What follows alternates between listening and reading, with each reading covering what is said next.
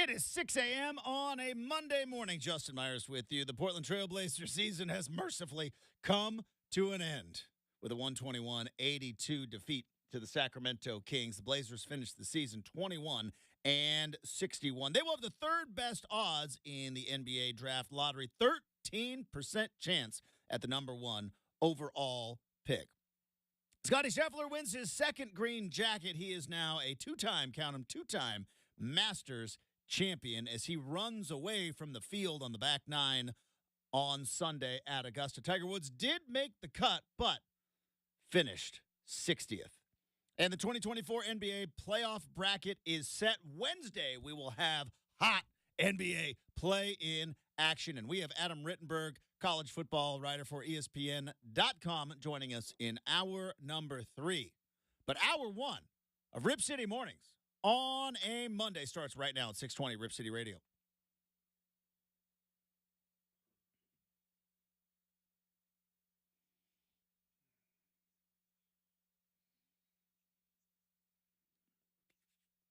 And a very happy Monday. It is RCM. I am your host, Justin Myers. Super producer Brenden is safely partitioned on the other side of the glass. Thanks for getting up early with us or staying up late. However you are rolling on this particular Monday. A lot of stuff to dive into on the big show today.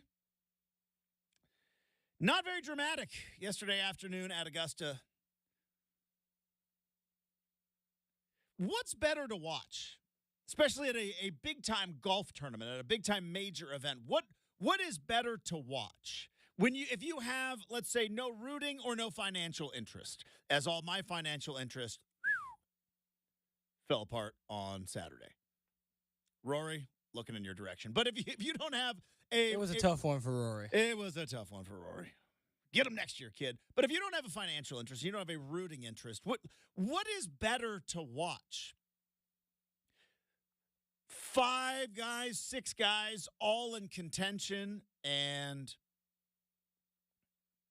anybody could win with a birdie here, or you could lose it with a shot in the water there. Like that, or seeing absolute domination by Scottie Scheffler. Because I know you might think, Justin, well, I mean, it's not even an option. Give me the competition. And I agree, but man, there is something to be said of watching a guy just absolutely carve up a field, which is what Scottie Scheffler did.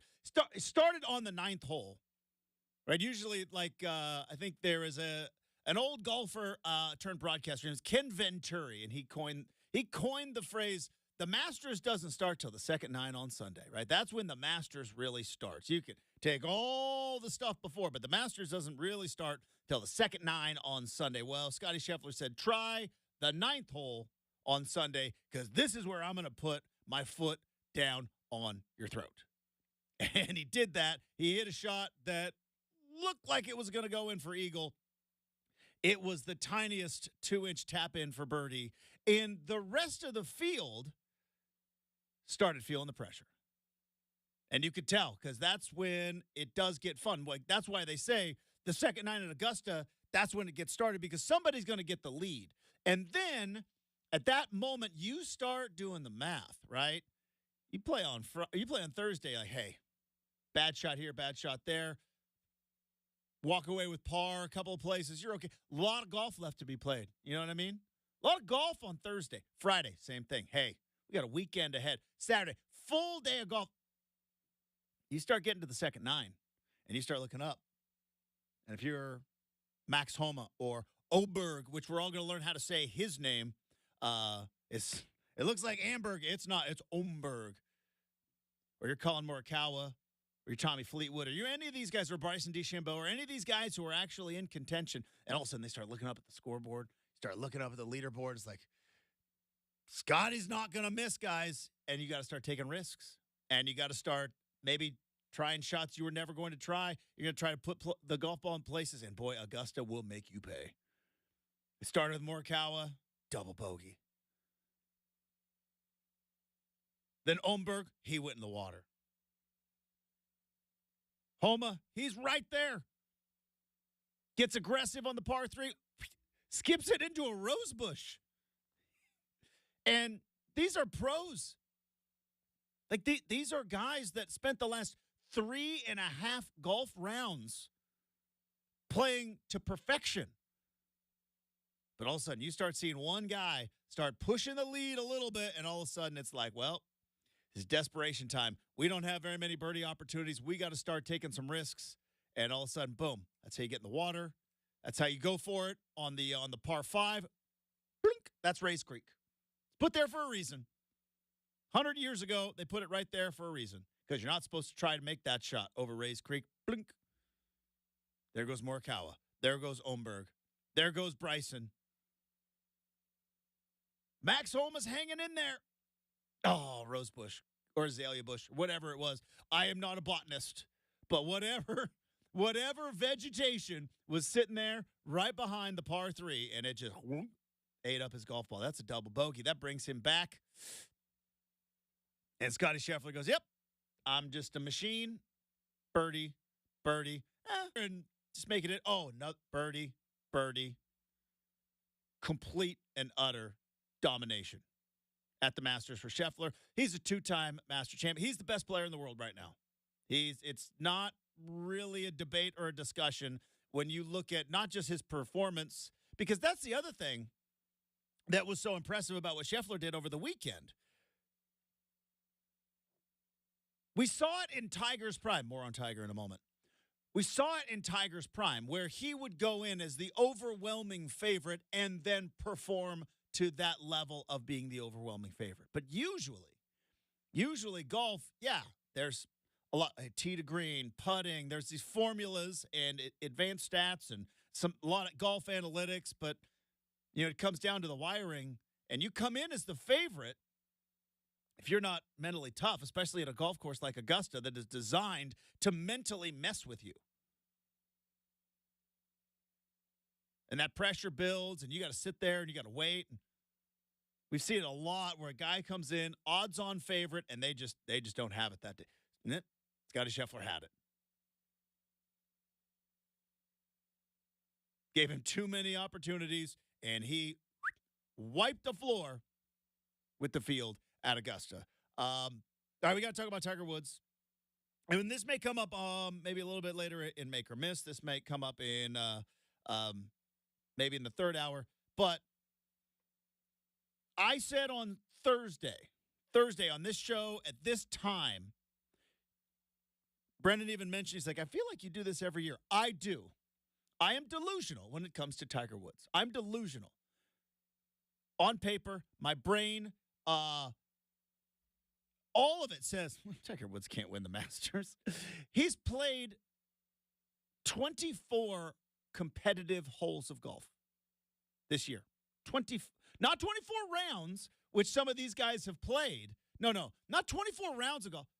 24 competitive holes of golf. He played one round at his tournament and then went to the second round, had the flu, withdrew, and that's all he's played. He's played some practice rounds, sure, but not competitive rounds of golf. You're not going to be able to put together 4 solid 18 holes of golf. He's got back fused together. He's got a bionic right leg that almost was amputated. Like, everything in my brain says, Tiger Woods can't win the Masters. And then he goes out, and for 2 days, for Thursday and Friday, it's like, he's won over. He's only 5 shots off, right? He turns it into Tiger. Yeah, Tiger mode wasn't there. And I don't know if it's ever going to be there, and it makes me sad. But again, probably a good time to reflect and look back on the career that was, but it might be time to maybe come to the realization, I don't know if Tiger's ever going to win another major ever again. Probably not going to happen. But it looked like for 2 days, it's like, I don't know, maybe it's the old Tiger, but there's that consecutive cuts made at Augusta, which no one knows more about or cares more about legacy than Tiger Woods. He's constantly brought it up over and over and over again. He was the first golfer to be like, Jack's got 18 majors. I don't care about these other tournaments. I care about the majors. And legacy in golf with Tiger Woods has always been a big deal. What's left in his legacy? Probably not winning majors anymore. Consecutive cuts. I can gut it out for 2 days. And it felt like after he made the cut, it's like, all right, my leg hurts, my back is stiff. I don't have the stamina because I haven't played enough golf. I made it through Friday. That was my goal. Yes, Brenden. By the way, happy Monday. How was your weekend? Yeah, it was good. Happy Monday to you too, man. I'm still waiting on that text from you Friday night about how Bryson was going to fall out. He didn't fall out till Sunday afternoon. Yeah, still waiting on that Bryson put it together. It was one of his better showings. I was thrilled. I think that's his best finish at the Masters. Oh, it has to be. Has to be. He's had some real poor ones. So, yeah, has to be. And even then on Sunday, like, he fell back a little bit, but he didn't blow up. Like the big Bryson blow I did joke with you he might break a club. So, I mean, it's either way. Yeah, it was nice. They picked up a sign and tried to move it, though. Did you see that? Of course, we can't just get 4 rounds of Masters golf without Bryson doing something doofusy. And he's like, this sign is in my way. Let me pick it up. And it's like, oh, you big dumb ox. Like, you big silly ox. What are you doing? That's a proper way to describe Mr. Well, his whole thing is all science and it's like at the end of the day he's a big goofy ox. It's like, I'm gonna pick up this big sign. It's like, hey, the fine folks at Augusta National, put that sign there, Bryson. Put it down. I mean, at least he wasn't littering. Eating a pimento cheese and dropping the baggie. Well, you get kicked right out if you litter. He'll tackle you. All right, so coming up, we're going to talk Blazers recap of the season, looking forward, draft odds, tankathon odds, ping pong balls, and so much more. We are a handful of, a week and a half away from the NFL draft, so we'll talk some NFL draft. Adam Rittenberg is going to join us, so we got some college football to talk about as well. But before we get to all that, I need to tell you about DeBella. That's right. DeBella's Oregon's roofing, siding, windows, bath experts. Beautiful day. Maybe you're doing a little spring cleaning this weekend. Maybe you're doing a little home improvement this weekend and realize, boy, I need to call in the pros. Well, that's DeBella. That's who you need to call in. Why? Multiple reasons. First off, 15,000 plus 5-star reviews on Google for their excellent work. Award-winning customer service that has received accolades from Angie List and Home Advisor. Better Homes and Garden, HGTV. That's some of the places where you've seen DeBella's work. Plus, you could take advantage right now of an amazing financing opportunity. No payments till 2025. That's on approved credit. Maybe today you're writing a pretty big check to the government. It's tax day, and budget is a real thing. Well, no payments until 2025. Want a new roof? Maybe potentially pay for a new roof with solar panels, and you can save money on your energy bill, plus take advantage of federal and state incentives. DeBella's got all the details. Contact them today for a free, no-obligation appointment. Oregon's roofing, windows, siding, and bath experts, proud supporter of Operation Homefront. I, of course, am talking to you about DeBella.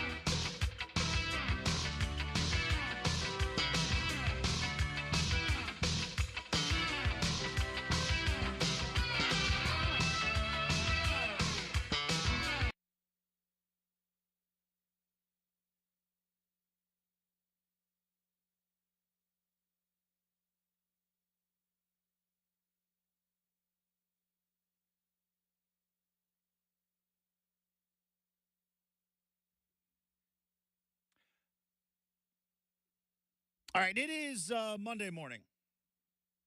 And real quick story about old Justin's life. Little gather around, take a knee. Helmet's not a chair. Get water in a minute. That was the worst. Coaches would bring you in. You're dying. You're like, take a knee. Get water in a minute. It's like, oh, you're going to talk forever and ever before we get a... The difference between my generation and yours, Brenden, is I was the last generation of athletes where they were not all that concerned about hydration. Hydration. We did not have personalized water bottles. We had a hose. We had a hose with some PVC pipe. I was like, you'll get water in a minute. You got a water break coming. It's like, could you imagine in 2024, any coach at any level denying kids water? That was us. Anyways, didn't need to go into that. Little story about me.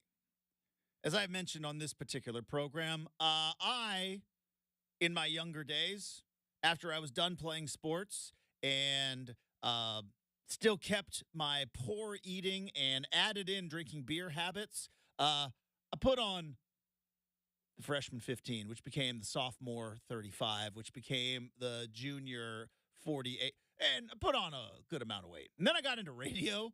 Oh, man, my younger brother doesn't believe the freshman 15 is real, Justin. Well, if he's got the slaughter metabolism that apparently you can still eat Wendy's breakfast sandwiches, what'd you have this weekend? What'd you eat this weekend? Did you go out? Did you go out and about? In what context? If you're asking if I went out to eat this weekend, yes, I did. Where'd you go? I went to Buffalo. I went to McDonald's. I went to Round Table Pizza. See, exactly. So maybe he's got that slaughter metabolism. But anyways. Yeah, who doesn't go out to eat on a nice weekend? We don't have time to dive into that. I'm telling old stories here. So and then I got into radio, and boy, oh boy. If you're watching on YouTube, I stand when I do the show because I used to sit when I was a bigger man. And so I got into radio where it's a lot of sitting around and a lot of very bad food. Hey, free pizza in the break room. Got it. I'm going to eat a bunch of it. And I put on a bunch of weight, and I got to a point where I was like, oh, this is it. I went to a doctor one time for a sore throat, and the doctor told me I needed to lose about 30 to 40 pounds. And I was like, yeah, no, I'm here for a sore throat, doc. And he's like, so point being, I had a lot of Mondays like today where I was like, diet starts today. Diet starts today. And amidst all that, I did go to the gym this weekend, Justin. So you'd be proud of that. You went to the gym this week. More on that later. I got to hear about this. Right now, we're going to talk. I'm going to try my best to land this plane to talk about the Blazers. My point being is we do it whether it's New Year's resolutions, whether it's the end of a long weekend, right, where you sit there Sunday night and you go, diet starts tomorrow. Tomorrow, I am locking it in. That's it. And I don't know how many times, Brenden, on Sunday night, I threw out all the bad food. I'm like, that's it. Get it out. These chips, these cookies, like this soda, these get them all out. We are starting fresh. And you go to the grocery store. You go to the grocery store on Sunday, and you're like, that's it. Nothing but broccoli, nothing but chicken, the boneless, skinless chicken breasts, green bean, like nothing but vegetables. All the bad stuff's gone. Get rid of it. And it sounds really good. It sounds really good at the time. It's like, yes, we are making changes, wholesale changes around here. Then Tuesday comes around, and Wednesday comes around, and Thursday comes around. All of a sudden, your buddies are like, hey, 10-cent wings, happy hour. Want to join us? We got happy hour beers and 10-cent wings. You're like, nope, wholesale change. And you get into the depths of it, and you go, boy, this was harder than I thought. This was much more difficult than I thought. And I'm sure, and I was never a smoker. I'm sure if you quit smoking, probably the same thing. Sure if you were somebody that maybe drinks too much, quit caffeine or something. Anything, or whether it's like, hey, we are spending too much money. Tighten up the belt, purse strings, going. We're getting on a budget. And then, something fun happens. And you're like, and you realize this is harder than I thought. Welcome to the Blazers 2023-2024 season. I think Brenden, this was, for Blazer fans, the first time and I'm talking about the season as a whole, it got to the point, like, this is harder than we thought. Because we've had discussions on this show. I know people have had discussions on social media. I know people have talked about it for years. And there was a lot of the blow it up for the last couple. That's it. Blow it up. The 2016 extensions, blow it up. Down to the studs. And it sounds really good. Because playoff losses are frustrating, right? You lose to Charlotte or not Charlotte. Never played Charlotte. You lose to New Orleans. You lose to Denver, right? You lose to Golden State, and it's not even close, right? Playoff losses are frustrating. And you get afterwards, and you're like, that's it. Rebuild starts tomorrow. And 3 years ago, in November, Neil O'Shea was fired. Joe Cronin was put into an interim role. Joe Cronin in that interim role, whether that was his decision or it came from a top, either way, the decision was made. Dame is going to have surgery. We are trading away C.J. McCollum and any other player who makes more than $9 million, and we are starting over. And there was almost here in Rip City a sense of relief. Finally, they're doing it. We are tired of the conventional tinkering big moves, right? Finally, they're doing it. And you had that first tank, and I mentioned it over and over again on this show. It's like eating your vegetables because it's what it is. Tanking in the NBA is like eating your vegetables. It is the sports fans' version of being on a diet. And anybody that's been on a significant diet or has tried to better themselves and to drop some lbs and to put themselves in a spot of physical health, you know that, yeah, at the beginning you get real excited. Then there's some tough times. There's some tempting times. Then you kind of get into a groove, and then you get to a place where your body goes, we have plateaued. Your body starts fighting against you. And then you have those moments like, is it all worth it? And I think that's where we're at right now. And here's the tough part, gang. When you ask the question, was it all worth it? Dame's in the playoffs. They're 3 seed? Did they throw away that game? Did they lose or did they give away the number 2 seed on purpose? The Bucks, so that they could play the Pacers and that the Knicks would get the 2 seed and they would likely get the 76ers with Joel Embiid come back. Did the Bucks, Brenden, throw away that last weekend? Did they do that on purpose? It's matchup-wise, it's going to work out better for them. That's what I'm saying. How did are because out of nowhere? I swear by it. I swear by it. Matchups are everything. Throw out every record, Justin. I know you swear by it, and you're probably right in the long run, but I've got anecdotal evidence of sometimes you mess around with that and it'll bite you. Yeah, the evidence I have is very simply the Portland Trailblazers that year, right? If they're not the 3 seed and they don't get the path that they get, do they go to the Western Conference Finals with, a bum-shouldered Ennis Cantor, Nurk who's not around, broken leg? That team, got through a Denver team that wasn't quite ready to win yet. They really are now. And he wove away the Thunder. But counterpoint, weren't they trying to lose that game? They were trying to lose that game against Sacramento. That game 82. They were trying to lose that game because they didn't want to be the 3 seed. They didn't want to play the Clippers. See, in that case, they were trying to. You don't know what's your own good, right? That's true. Yeah. That's true. Sometimes you get to play in the game a little too much. I hear you. Anyways, we'll do some more of that on Round Ball Rock. But I was like, boy, the Knicks really came on strong. It's like I think the Bucks let them because they're like, hey, Knicks, you don't have Julius Randle. Embiid is back, and even if they lose, you might have to face Miami. Good luck with all that. We'll take the Pacers. Thank you very much. But Dame's going to be in the playoffs, and we're all going to be watching, and I know there's a lot of people saying, like, hey, I'm rooting for Dame, and I get it.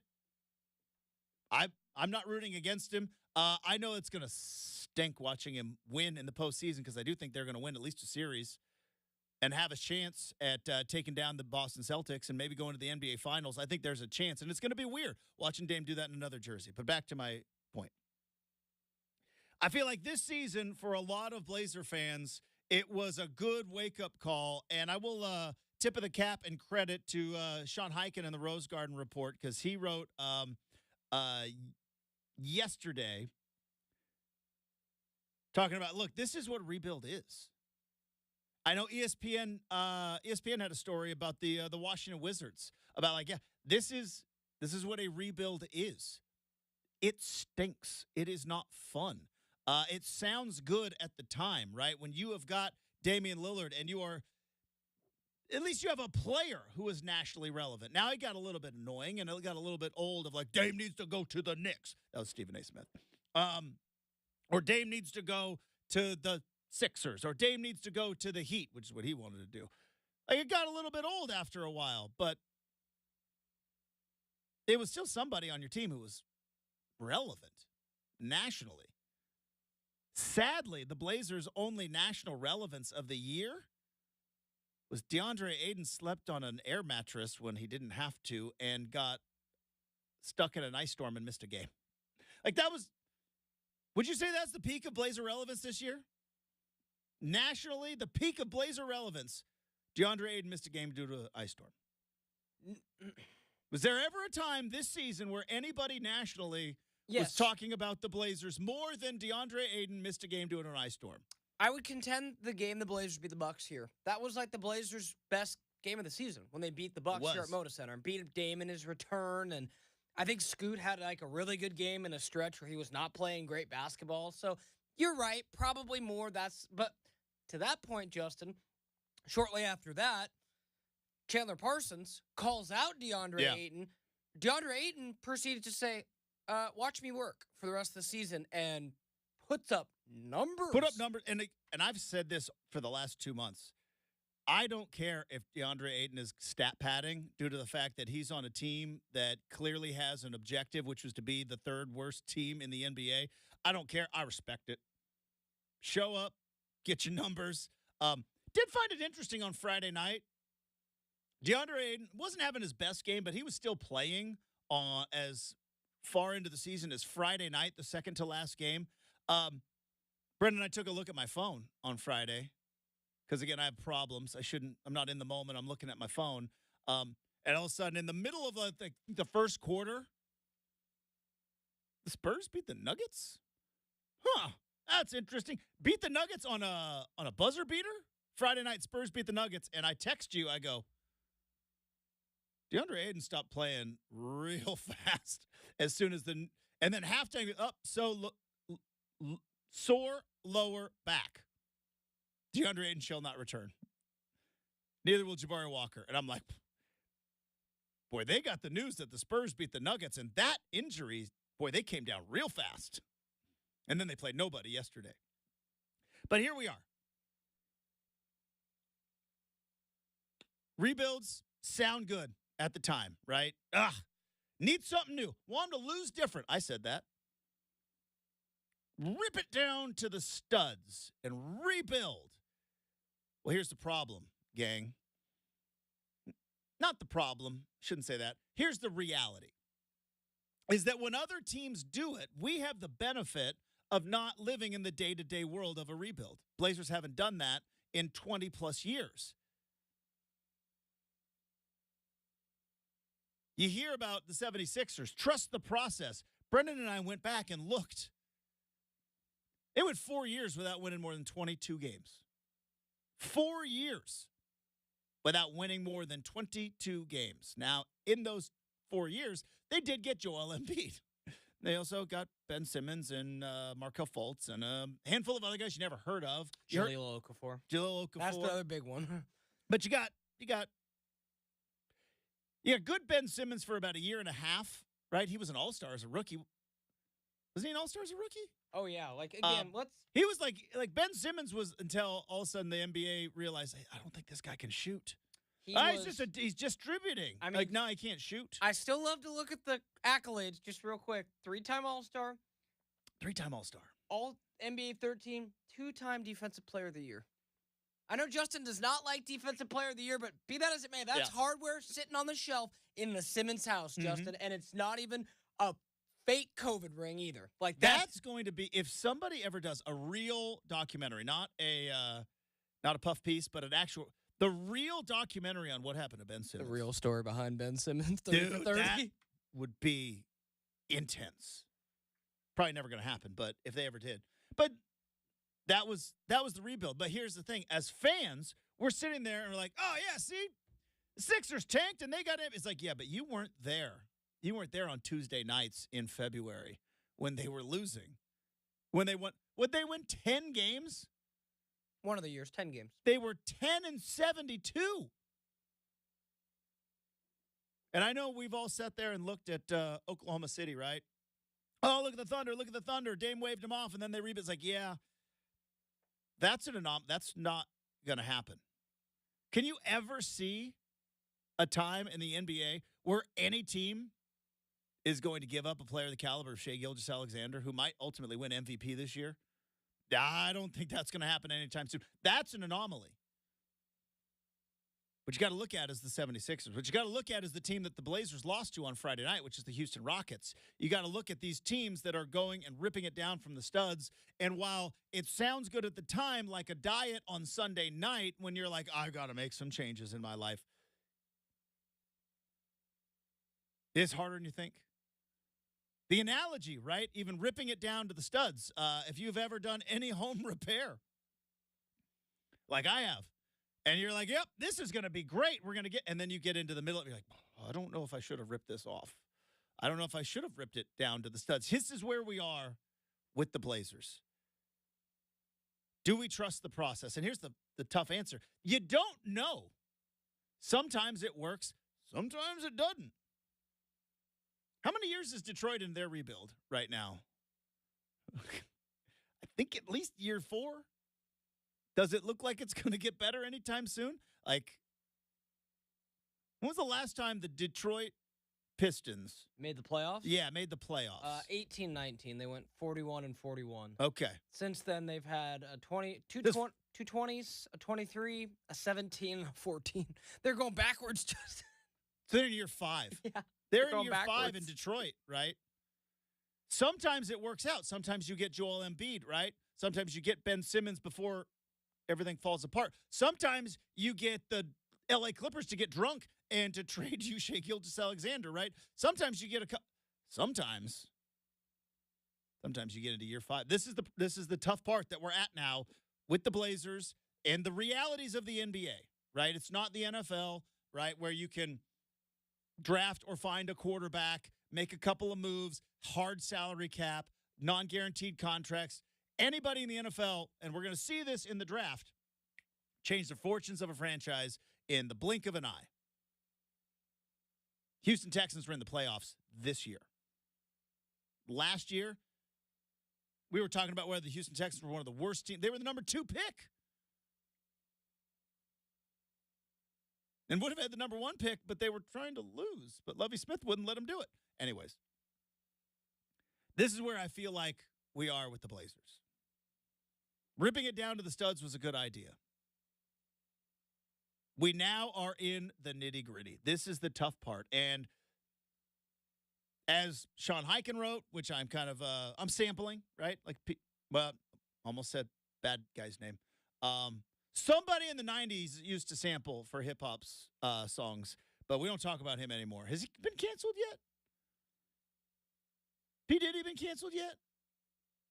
Doesn't look good, though, right? Got distracted by Shohei, but I think ultimately some bad things are going to happen for that guy. But anyways, so I'm sampling from Sean Highkin. But we're going to talk a lot about the draft, but we are right in the nitty-gritty of the rebuild. Maybe in a year or 2, Scoot pops. Maybe next year, Shaedon gets healthy and something clicks with that guy. Maybe the Blazers go into this draft and find the guy that nobody saw coming, which happens. We're going to talk about that a little bit later on as well. Or maybe we hunker down and we just keep working, because that's what rebuilds are. You just got to keep on working. But this is We're in the heart of it now, gang. There's no turning back. And I feel like whether it's a diet or a home renovation or anything else, it is like, boy, this is harder than we thought. Coming up next, NBA playoffs are set. The play-in games are set for Wednesday. The draft lottery odds are there. A lot of stuff to talk about with Round Ball Rockets next. 620 Rip City Radio.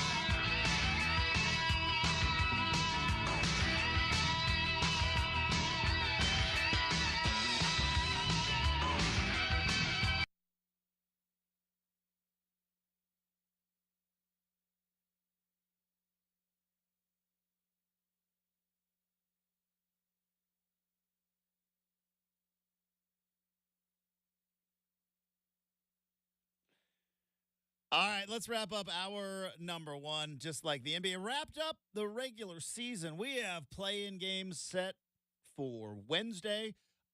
There was some shenanigans going on in the league yesterday. And, I mean, it is funny how people get all up in arms on, like, the final day of the regular season. Like, oh, the teams are it's like, it's 82-game season, right? It's the final day.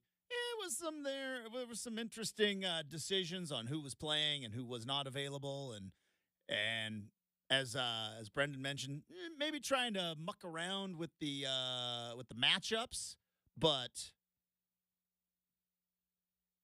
this is a league where like 5 or 6 teams are actively trying to lose throughout the season, and we're gonna get all up in arms over one day. It's a Sunday. The Masters was on, but we now have playoffs set. Let's dive in to Round Ball Rock. Here we go.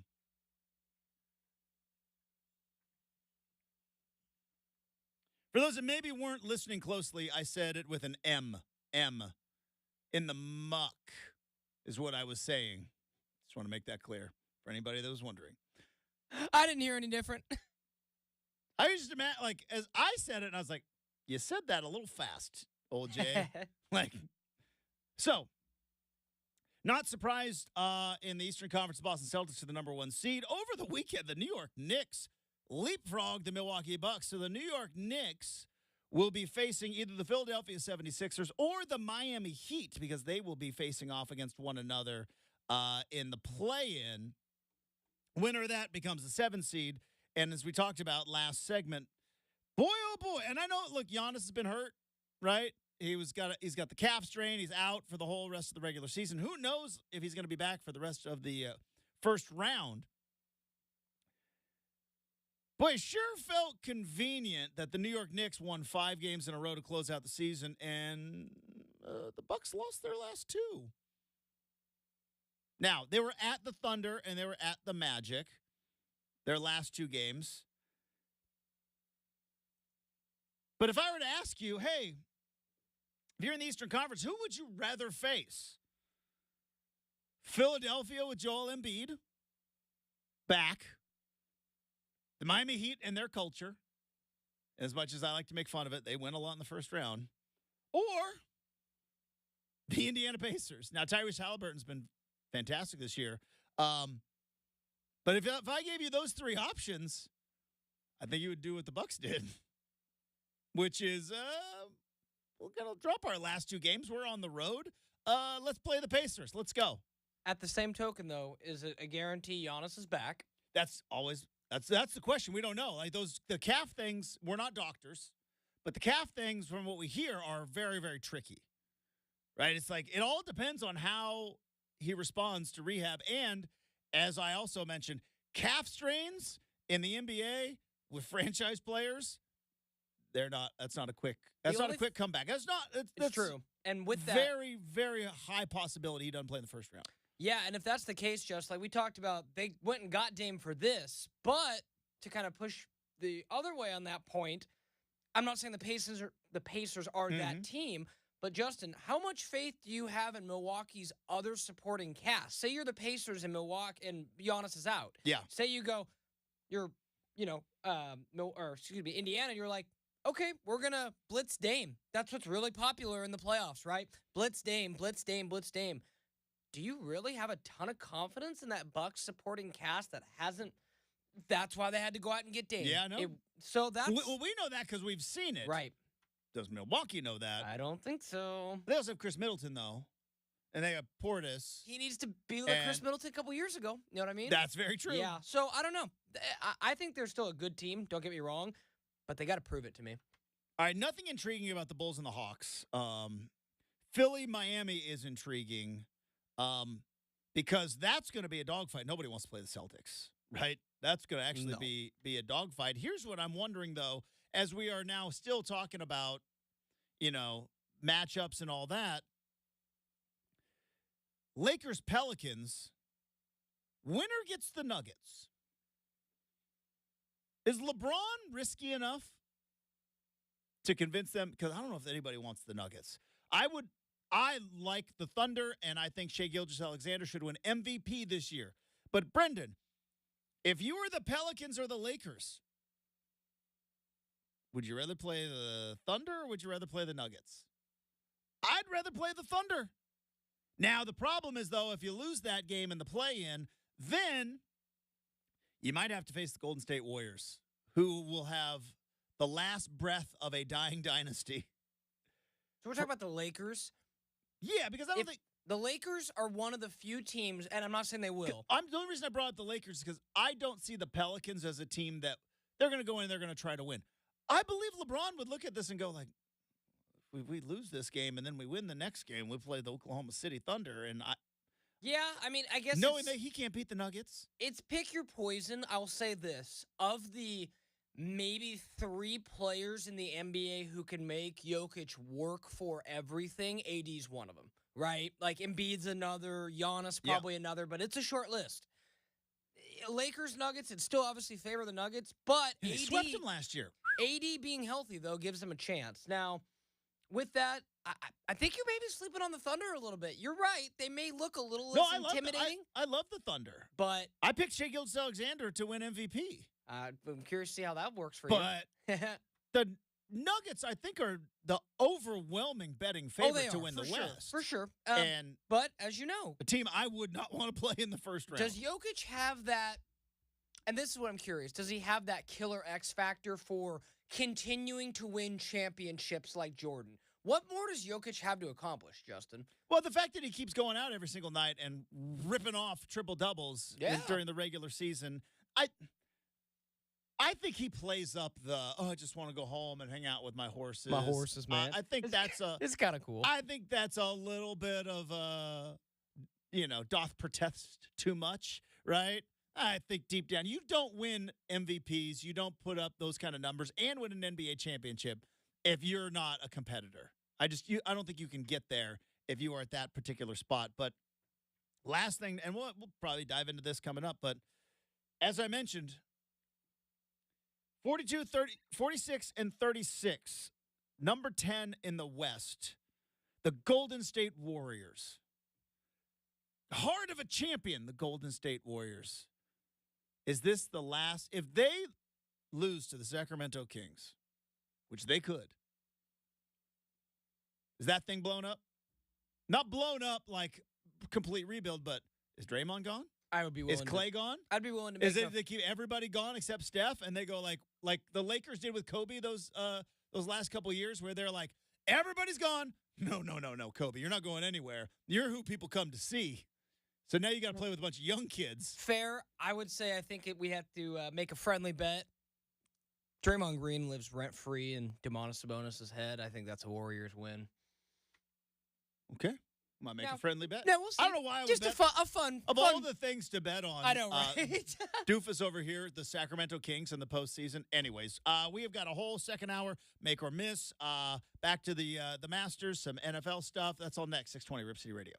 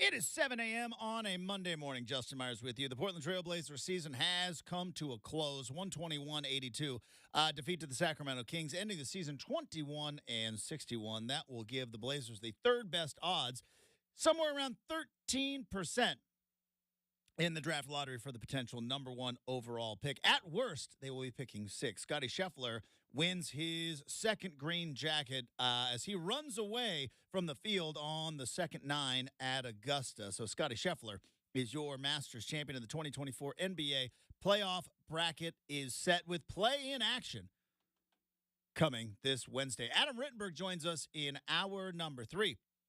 But hour 2 of Rip City Mornings, it starts right now on 620 Rip City Radio.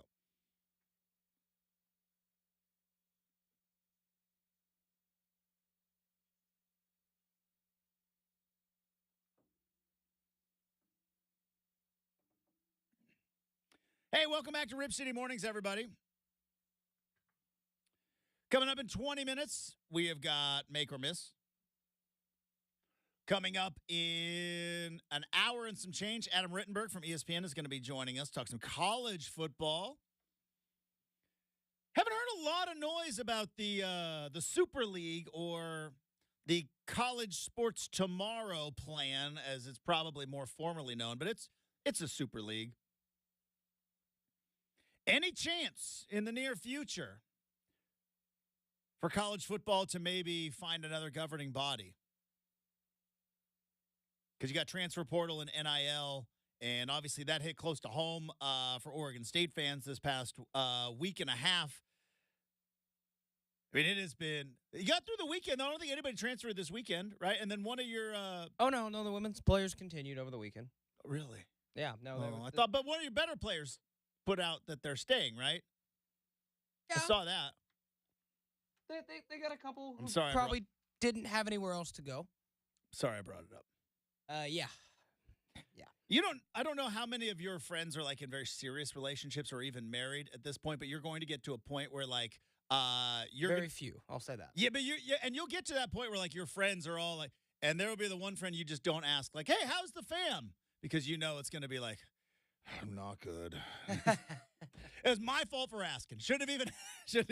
You should know, Justin. Like, it didn't just magically get better over the weekend. So, well, I thought, like, you know, they always say, like, the first step to digging yourself out of a hole is to stop digging. And I thought maybe the digging stopped, but it turns out that's not true. It's like so I knew better than to ask. Yeah, it's we're still like, again, Justin. Have we gotten to laughing about it yet, or is it still too like we're still mad about it? Like this apropos reference, the ship is still stuck under the bridge. So we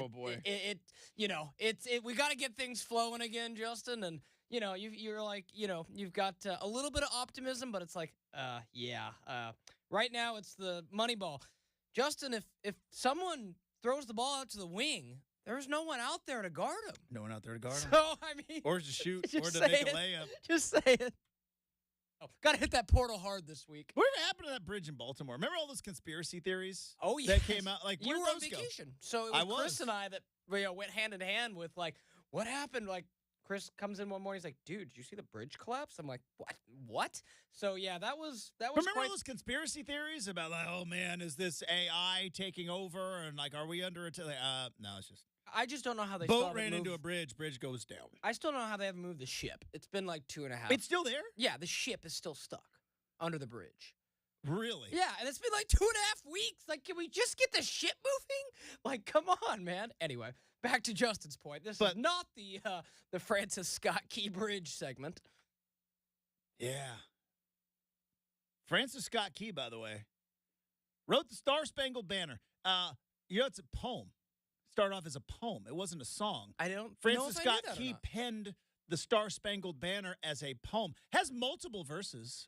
We just sing the first one. I never knew that. Also, the more you know. A lot of people don't know this. Written about the War of 1812. Not written about the Revolutionary War. Written about the War of 1812. And then one more fun fact on our national anthem. The tune that we sing the national anthem to, British drinking song. Really? British drinking song. There is a British drinking song somewhere. It was like, have you ever noticed? I don't watch an awful lot of international soccer or football, as I should say. But have you ever noticed, like, they'll be doing like the chants because they sing songs in the middle of games and stuff, and they switch out the words with like, and they'll put in like you watch Welcome to Wrexham? So I watched Welcome to Wrexham, and they had the Paul Mullen. Is that the guy's name? And I'm like, that song is familiar. It's like, oh, that's Achy Breaky Heart. And they took out the words to Achy Breaky Heart and put in Super Paul Mullen. And we did that with the national anthem. Alrighty then. I took a song that they would sing at the taverns. Like, could you imagine just like, because, well, it's like what do you think is the most popular, and obviously it changes with different cultures as we talk about with Pounce, but like song comes on at a bar, people are drinking, like Sweet Caroline's like the number one, like sing-along song, right? Yeah, I would think Mr. so. Brightside's coming along fast. Didn't see that coming. I remember when Mr. Brightside was like an actual song on the radio. And then I love the Killers. You Gen Zers all found it later in life. I was like, this song's kind of fun to scream at the top of our lungs. Could you just imagine like a country is like, hey, that Sweet Caroline song's pretty awesome. Let's just change the words. Oh, yeah. I mean, you're talking like that, like Journey, Don't Stop Believing. Yeah. You're talking like, I think lately, and maybe this is. Those are the two, and then I would throw Mr. Brightside's coming like.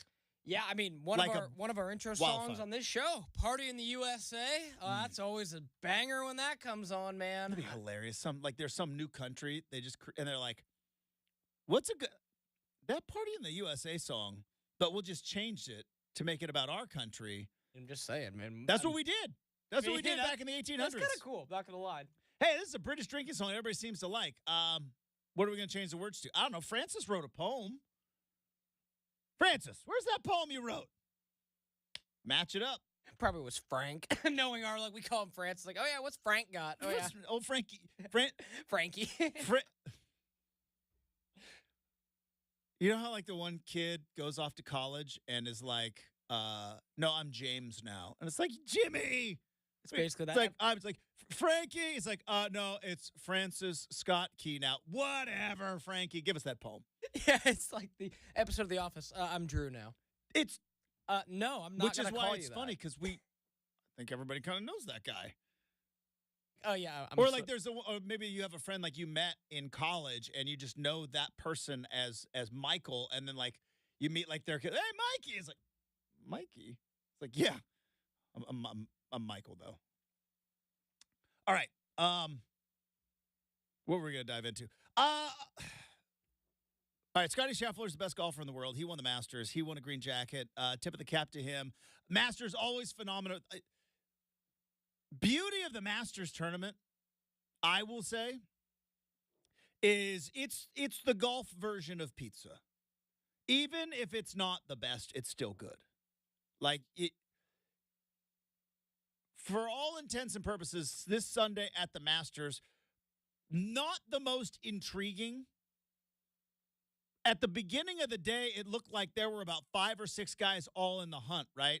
They were like, obviously, Scheffler and Morikawa went off in the final group, but you had Omberg and you had Homa.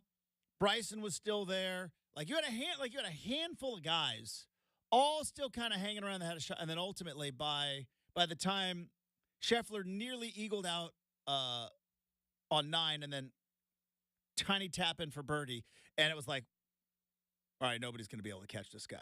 And then water shot, double bogey for Morikawa, double bogey for Omberg, double bogey for Homa, double bogey for DeChambeau early. Like, all right, this one's getting out of hand. It's getting out of hand.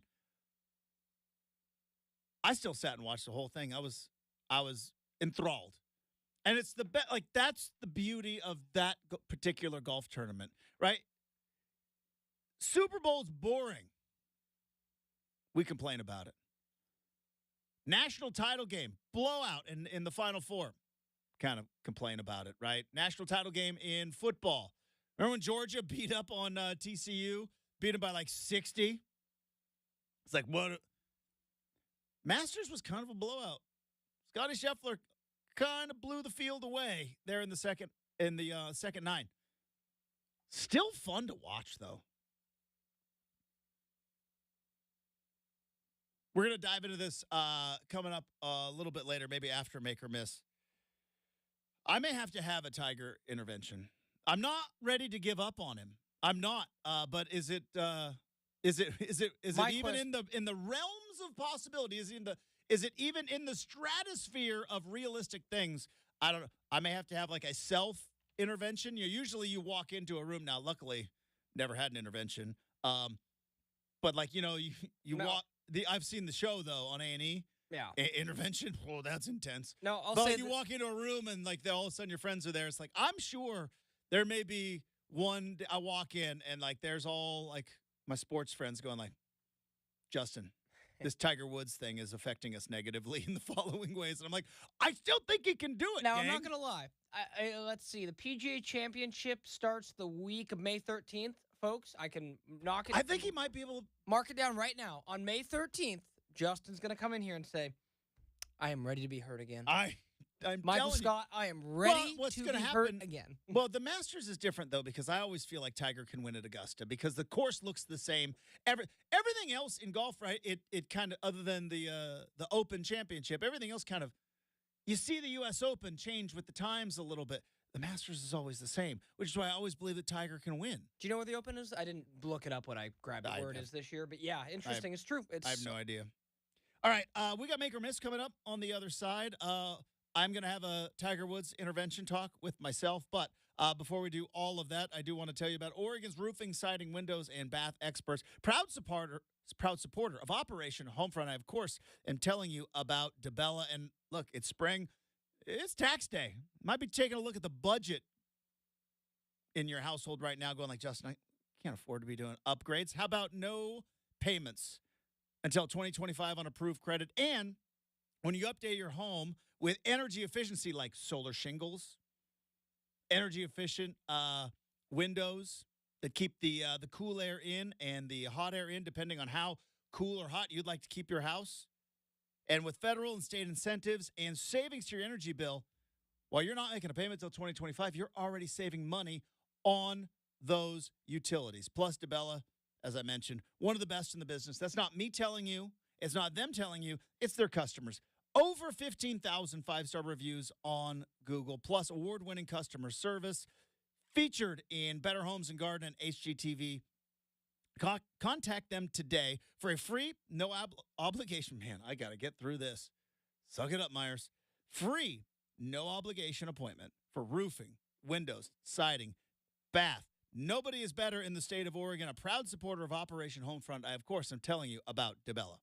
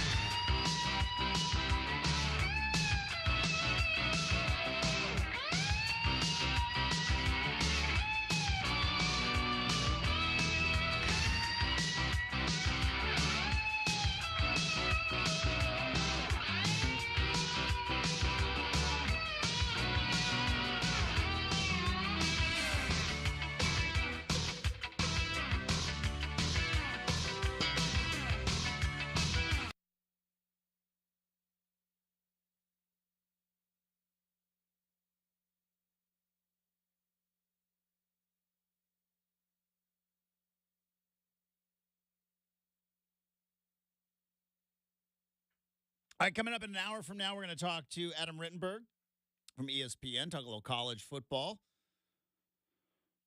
In about 20 or so minutes, I'm going to have a Tiger Woods conversation with myself. It's not going to be pleasant.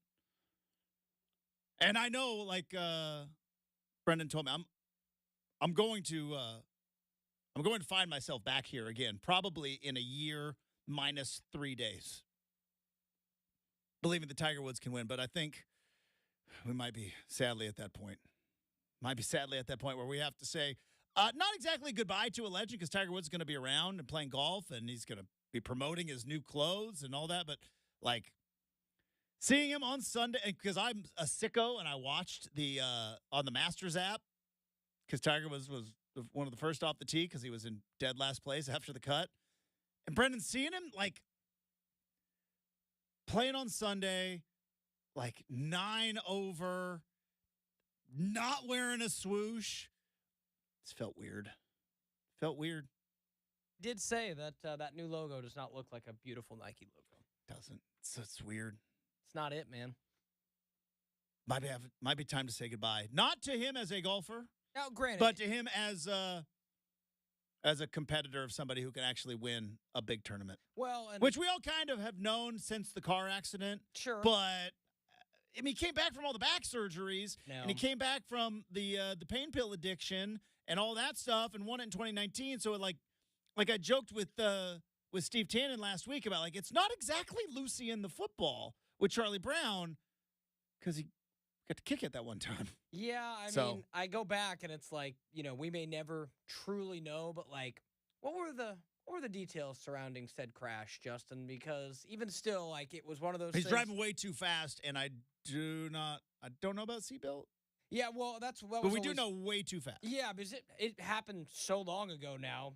Justin and I weren't even working together, because I remember it like it was yesterday where they had to use the jaws of life to remove him from the car. And if you've heard that, folks, that usually doesn't end with someone being able to play competitive golf afterwards. So I think you should call it a win, all considering. The fact that he made the cut, exactly, pretty impressive. He's played 24 holes of golf. All right, so that's going to be coming up in a bit. But hey, let's get to Make or Miss.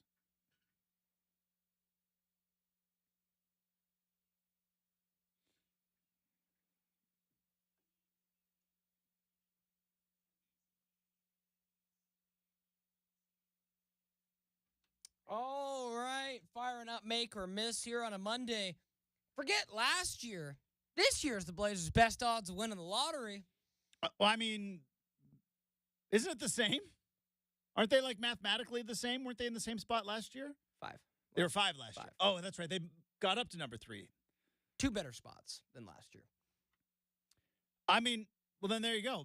Math is hard sometimes. This math is pretty easy. Yeah, this is their best chances. Okay, so do you have the numbers in front of you?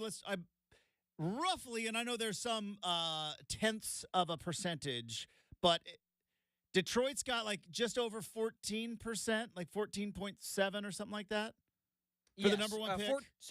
Detroit and Washington are each tied for the number one, which is 14% evenly. Portland, okay, so they tied at the end of the year for the worst record? Let's see. They would have to if they have the same odds, right? Let's see. The Pistons finished a win below the Wizards. How do they end up with the same odds? That's I'm weird. Not exactly sure how that comes to be, but I know Tankathon is correct because I saw a lot of people using this yesterday. So I'll get back to you on that. But either way, the long and short and the meat you need to know from this. Maybe not. Maybe the Pistons have the advantage to like staying in the top 3. Yeah, a little bit further along. Yeah, because Detroit can't move below 5, and Washington can go to 6. So that's probably that. So they both have about a 14% chance of landing the number 1 pick. Yeah. The Blazers have just over a 13% chance. Yeah. And boy, they went from what? It would have been 10. It would have a 10% chance if the Spurs don't beat the Nuggets.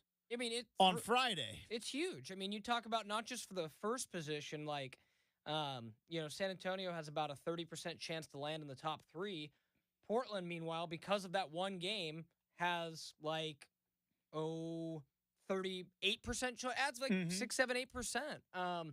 Now, granted, we've seen this both ways, right? We've seen Portland come in with the 6th best odds. fall back. Draft Shaden Sharp at number 7. We've seen them last year go in with the 5th best odds, jump up to 3, draft Scoot Henderson. Now, it wouldn't be like winning with Wemby, Justin, for obvious reasons, because Wemby turned out to be, what we all thought he would be. But even still, winning the draft lottery, it feels like it would be something Blazer fans deserve, something to rally behind a little bit, Justin. You know what I mean? Well, last time it happened, didn't end all that great. So hopefully maybe this time around could be a little bit better. Let's talk some draft real quick, because I keep hearing, it's not a very good draft, right? Draft is down. And it's like, when are these people ever going to learn? And by that, I know, let's just take a look. Because not all draft and not all drafted players are created equal. Currently, right now, odds-on favorite to win the MVP is Nikola Jokic. Jokic was a second-rounder. He was a second-round pick. He's the odds-on favorite to win the MVP. Shai Gilgeous-Alexander.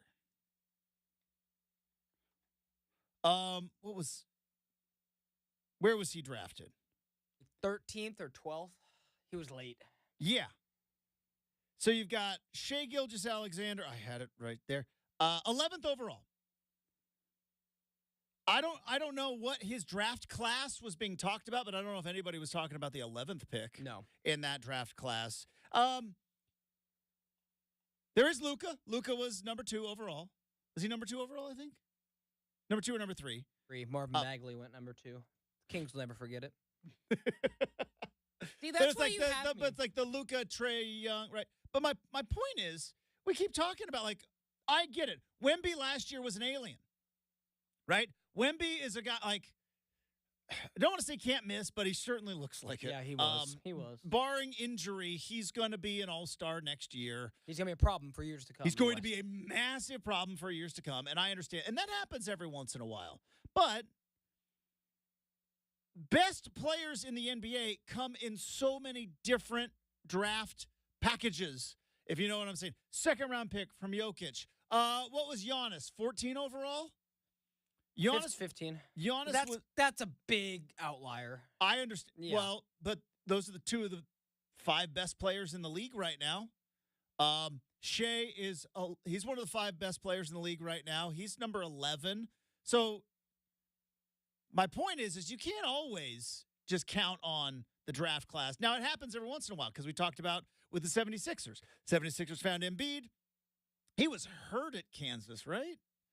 And there was stuff with eligibility and the whole international thing. But you got him at number 2. And it worked out. Anthony Edwards clearly was a proper number 1 overall pick. I mean, when you look at what Anthony Edwards is doing. But Shai was number 11. My point is, it's not always consistent. And I think outliers are good to point out sometimes. Steph Curry was the number 7 overall pick, I believe. Pretty sure he was number 7. Somewhere in there, yeah, sounds right. Not number 1. So, yeah, it's good to give yourself the best possible draft odds, especially if you're not going to make the playoffs like the Blazer did on paper, and the lottery is going to be good if, in fact, the ping pong balls bounce your way. But you can't always, you know what I mean? You can't always count on it. Yeah, that's my point. Yeah, for sure. And the thing that I'm should give Blazer fans a ton of confidence. Because we get all excited about these ping pong balls, and then it's like, eventually they become players, you know? Yeah, I mean, and with this, I think it's been a tough year, Justin. Like I said, a tough year at the end of a couple tough years. I mean, it's been a brutal stretch. You joked with me it's been a bad week for Oregon State fans. Well, it's been a bad couple of years for Blazer fans, right? And naturally, I saw so many people who were just on social media so excited for the draft, something for positive. And I mentioned to you, they have 4 draft picks, Justin. I don't expect a rebuilding team to get rid of the majority of those picks. So there's going to be several new faces. And, with that, we've said before, there aren't a lot of things in this stretch that you can, hang your hat on and be like, the Blazers are really good at that. I do think they have smart people making the draft decisions. And it's a Draft Express guy. Exactly. What's his name? Mike Schmitz. That guy? And I think even in a draft like this, where you've heard it, Justin, they're like, might be a little weak, might not be the draft. I have confidence that they will still be able to pick out the best pieces. Here's another thing I just thought of.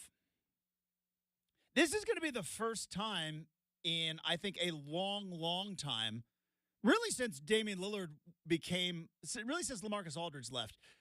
Blazers went into far too many drafts with the hopes of finding a guy that could impact right away to help Dame, right? Because how many years do we say Dame needs help? It's Zach Collins, right? Oh, no, it's going to take some time to develop, and unfortunately, injuries derailed his time in Portland.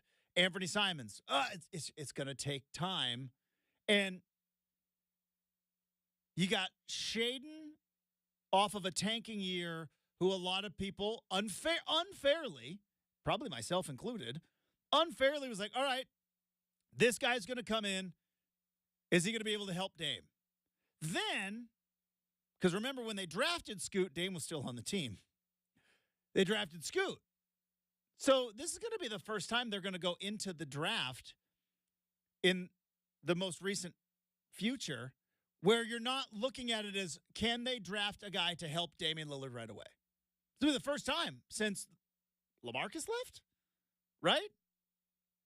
Because after that, really, I know, like 2017, because I remember very much covering that draft, because that was when they had the 3 picks, and they turned those into one top 10 pick and took Zach Collins. Everybody freaked out. Maybe everybody was right.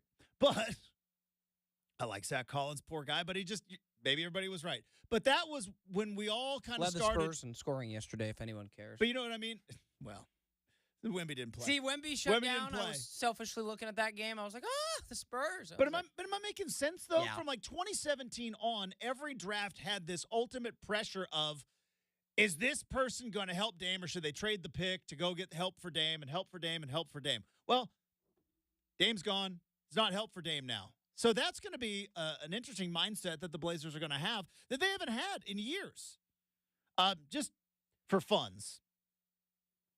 Brenden, I pulled up and this doesn't determine the best players in the NBA, but scoring leaders in the NBA.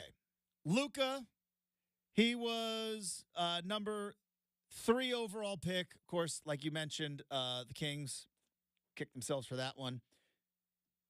Giannis, number 2 in the league. He was 15th overall pick. Shai Gilgeous-Alexander was a number 11 pick. Currently number 4 leading scorer in the NBA right now. Jalen Brunson, 2nd round pick. Jalen Brunson was a 2nd round pick. Kevin Durant, number 2 overall. We all know about that. Devin Booker, 13th overall pick. Jason Tatum, number 3. He's top 3 pick. You have De'Aaron Fox. He was number 5 overall pick. Steph, still in the top 10 in scoring. He was number 7 overall, and Jokic was a 2nd rounder. My point is, do you see the hodgepodge and the potpourri of the top 10 scorers in the league right now? Everywhere from, and by the way, Anthony Edwards just on the outside. Anthony Edwards was number 1 overall pick, a number 2 overall pick, a handful of number 3s, also a couple of 2nd rounders, a couple in the teens. So I know that the ping pong balls are important. You don't know who's going to pop in this draft class. I know that all the draft experts say, it's a bad down year. It's like, I don't know if I could name one NBA draft expert. I don't know. Who's the Mel Kiper of NBA draft?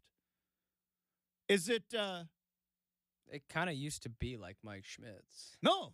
So, well, there we go. Shout out to Draft. That's because ESPN uses Draft Express. Now they still do, and it's Jonathan Wasserman, who was basically the number 2 to Mike. So pretty much, I got to give credit to Joe Cronin. He's like, let's go hire the best, draft expert, and he did. So yeah.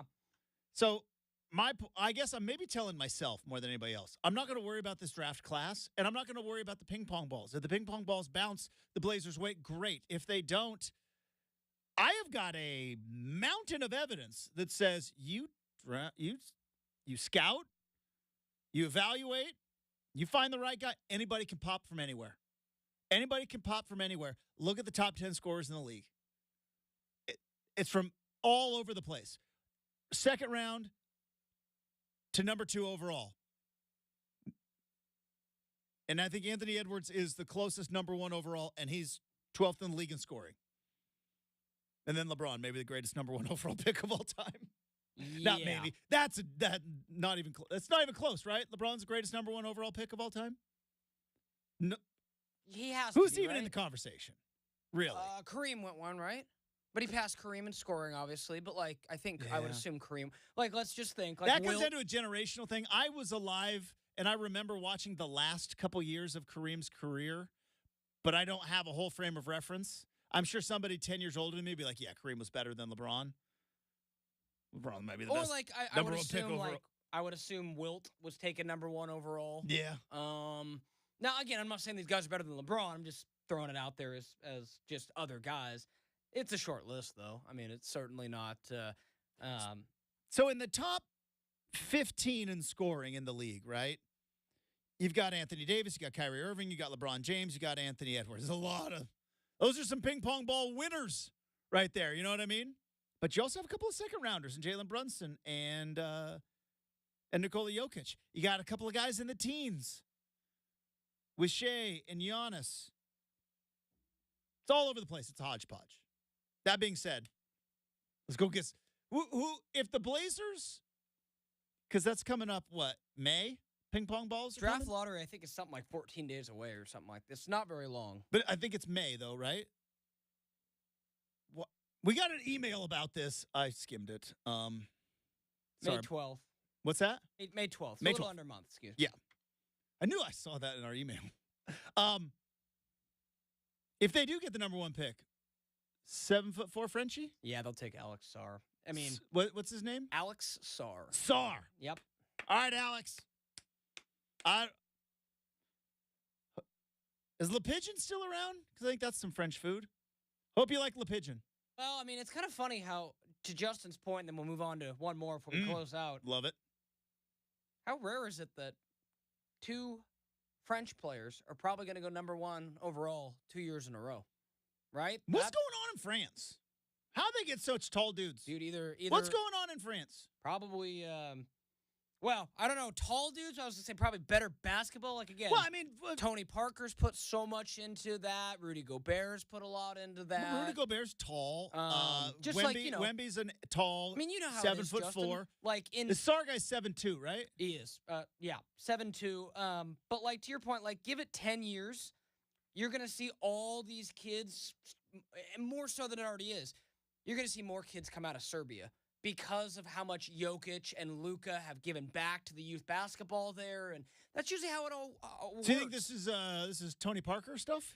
When Wemby got drafted, and that's why if you want to believe a conspiracy theory, it's like Wemby may have, or Tony Parker may have known about Wemby before everybody. Yeah. And it's like, oh, is it coincidence he ends up on the team that Tony Parker played his whole career for, basically? Yeah, so I don't know. I think it's just, basketball in France is growing like it is everywhere, and, it's... I'm just saying, they seem to have some really tall dudes. I mean, you said it. International prospects, man, might have something to say. Yeah, we'll do this real quick. Looking back a few years later, the NBA play-in tournament, a good idea. I'm torn on this. Me too. I'm torn on this. I don't like it by principle. I don't like the fact that the Bulls are going to be playing an extra game. They don't deserve to. The Bulls and the Hawks stink. They should not be playing. But on the other hand, this is entertainment, baby. This is not show friends, it's show business. And in show business, the NBA, we'll get maybe Steph versus LeBron again for the second time ever. I don't like it on principle. Let's just top 8. Let's move on. But from a showbiz perspective, it makes sense because you got like the fact that matters. I can think of off the top of my brain 2. The LeBron, I saw 3 because he was lying, but I saw 3, and Pat Bev throwing his jersey. Those are 2 play-in moments I remember. How about the Miami Heat going from the play-in to the NBA Finals last year? That's true. Just saying. Yeah, it's culture, baby. I don't like it. But it's working. It's like when I was younger, it's like I didn't like, believe it or not, I didn't like interleague play in baseball. I remember when interleague play happened, it's like, I don't like this. Now it's like, this is what it is. We'll get over it. All right, 20 teams make the postseason. Why not?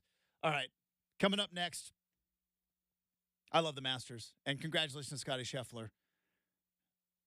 We need to talk about Tiger. We got to talk about Tiger. It's the time for me to give up the hope. I'm not ready to, but I might have to.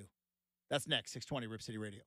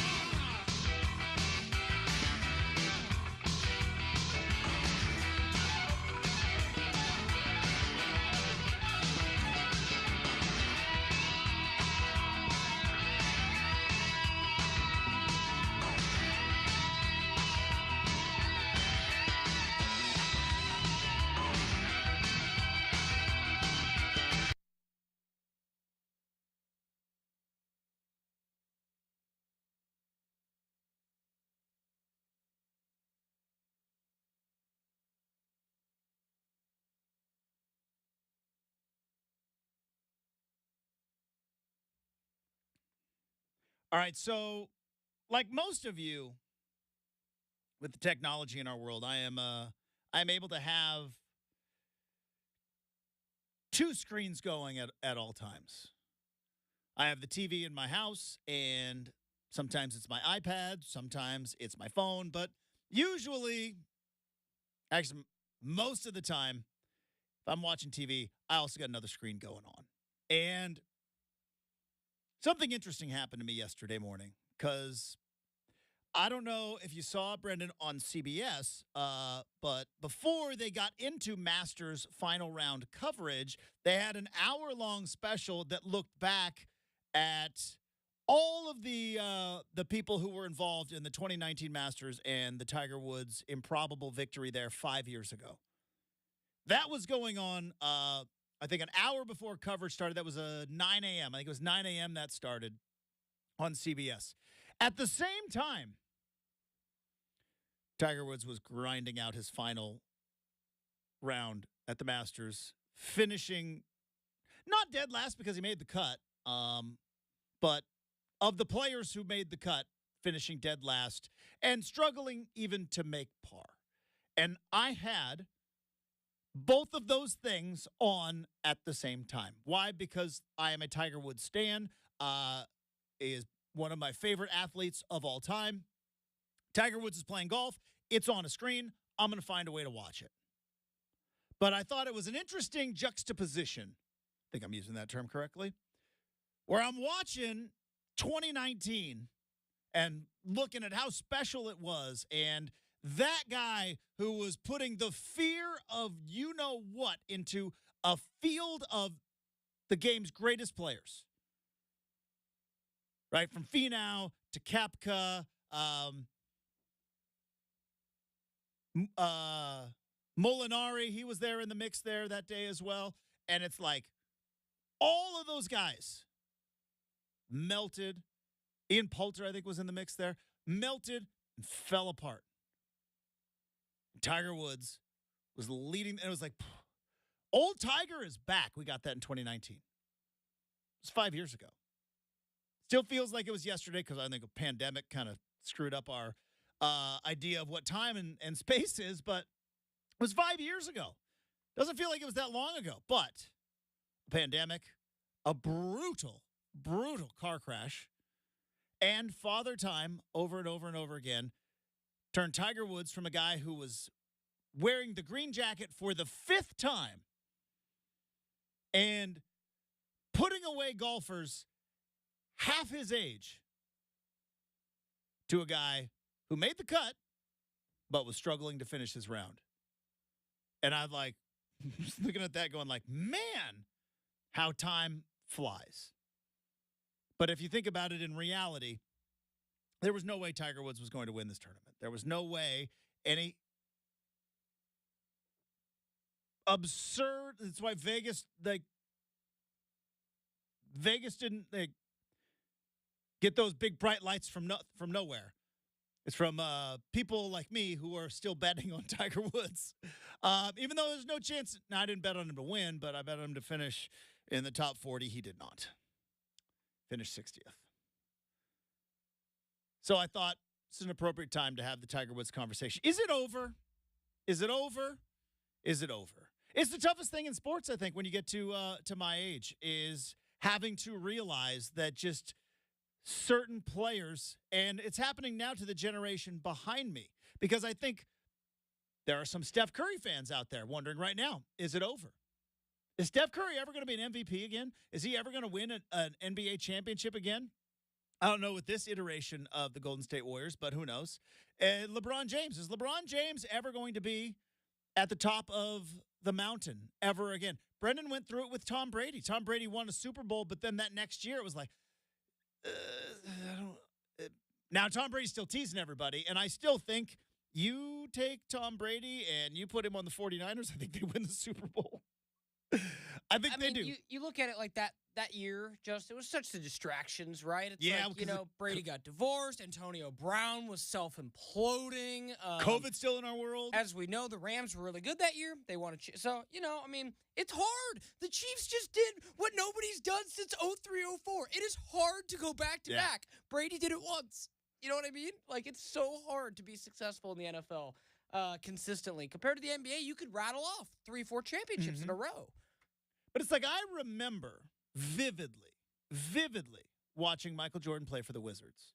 And still good. Sir Jordan of the Wizards, man. What a time. What a time. And every once in a while, you would see Michael Jordan do something, like he'd hit a game winner or he would hit a dunk or something. And it was like, oh, there it is. Old MJ's back. But he couldn't do it every single night. Couldn't do it. Couldn't even get him into the postseason. And you just knew, right? You just knew watching, like, it's just not there. And it's tough. You want to believe because it still looks like the same guy. That's where I'm at with Tiger Woods right now. Last year was like, oh, you know what? It's just he came back too soon. The leg's not ready. And remember after last year, after he made the cut, continuing his streak, but then withdrew and everybody was like, oh, he should have. Like, no. All those other players had plenty of opportunity to beat a one-legged man in his 40s, and they didn't. So Tiger gets to be able to play on Saturday and withdraw if he wants to. But back surgeries, father time, completely reconstructed leg, completely changed swing because of the reconstructed leg, right? Steph Curry's going to be able to play for a long, long time, I think, barring any serious injury, because he still knows catch the ball at the three-point line. That shot's still there. It's the same shot from when he was at college. Tiger Woods is a different swing. He had to. He's had 5 back surgeries. He has a bionic, I keep calling it bionic leg, but a massively reconstructive leg that is probably as much metal as bone. Yet here I am, refusing to give up. And I think if we saw anything this weekend other than Scottie Scheffler is the best player in golf. Also, I think the other big thing from the Masters that really didn't talk about, but I think it speaks more loudly that we didn't talk about it. The LIV guys are good, but PGA Tour kind of took it to him this weekend. Other than Bryson, really not a lot of LIV guy in contention at all. So remember last year, like Phil was in contention, Brooks was in contention, Patrick Reed was in contention. There's like a handful of guys. Like this year, PGA Tour guys like. Even though also John Rahm, by the way, who had the green jacket, then went to LIV and is like, yep, LIV. I think that was a big story from the week. But for me, outside of Scottie Scheffler, dominance and clear number 1 player in the world right now, whatever pipe dream I had or any of us Tiger Woods fans had of him making one more run at this thing, I think it's over. I think it's over. And I hate it. I hate saying it. I get emotional even thinking about it. I don't know why. Like, I know the guy. But I hate saying it. All right. You know what I don't mind saying? Adam Rittenberg joins us coming up in hour number 3. We got an RCM mailbag. All sorts of fun stuff coming up next. 620 Rip City Radio.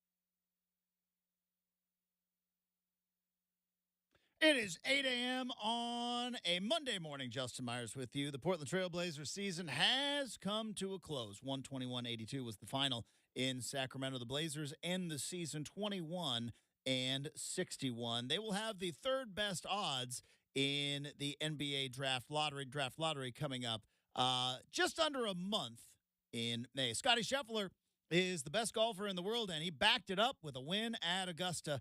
Two-time, count them, two green jackets for Scottie Scheffler as he runs away from the field in the second nine, getting the green jacket. And the 2024 NBA playoff bracket is set. Play-in action set to get underway on Wednesday. Coming up in about 20 minutes, we will talk to Adam Rittenberg from ESPN, get his thoughts on some spring college football going on around the country and here in our neck of the woods.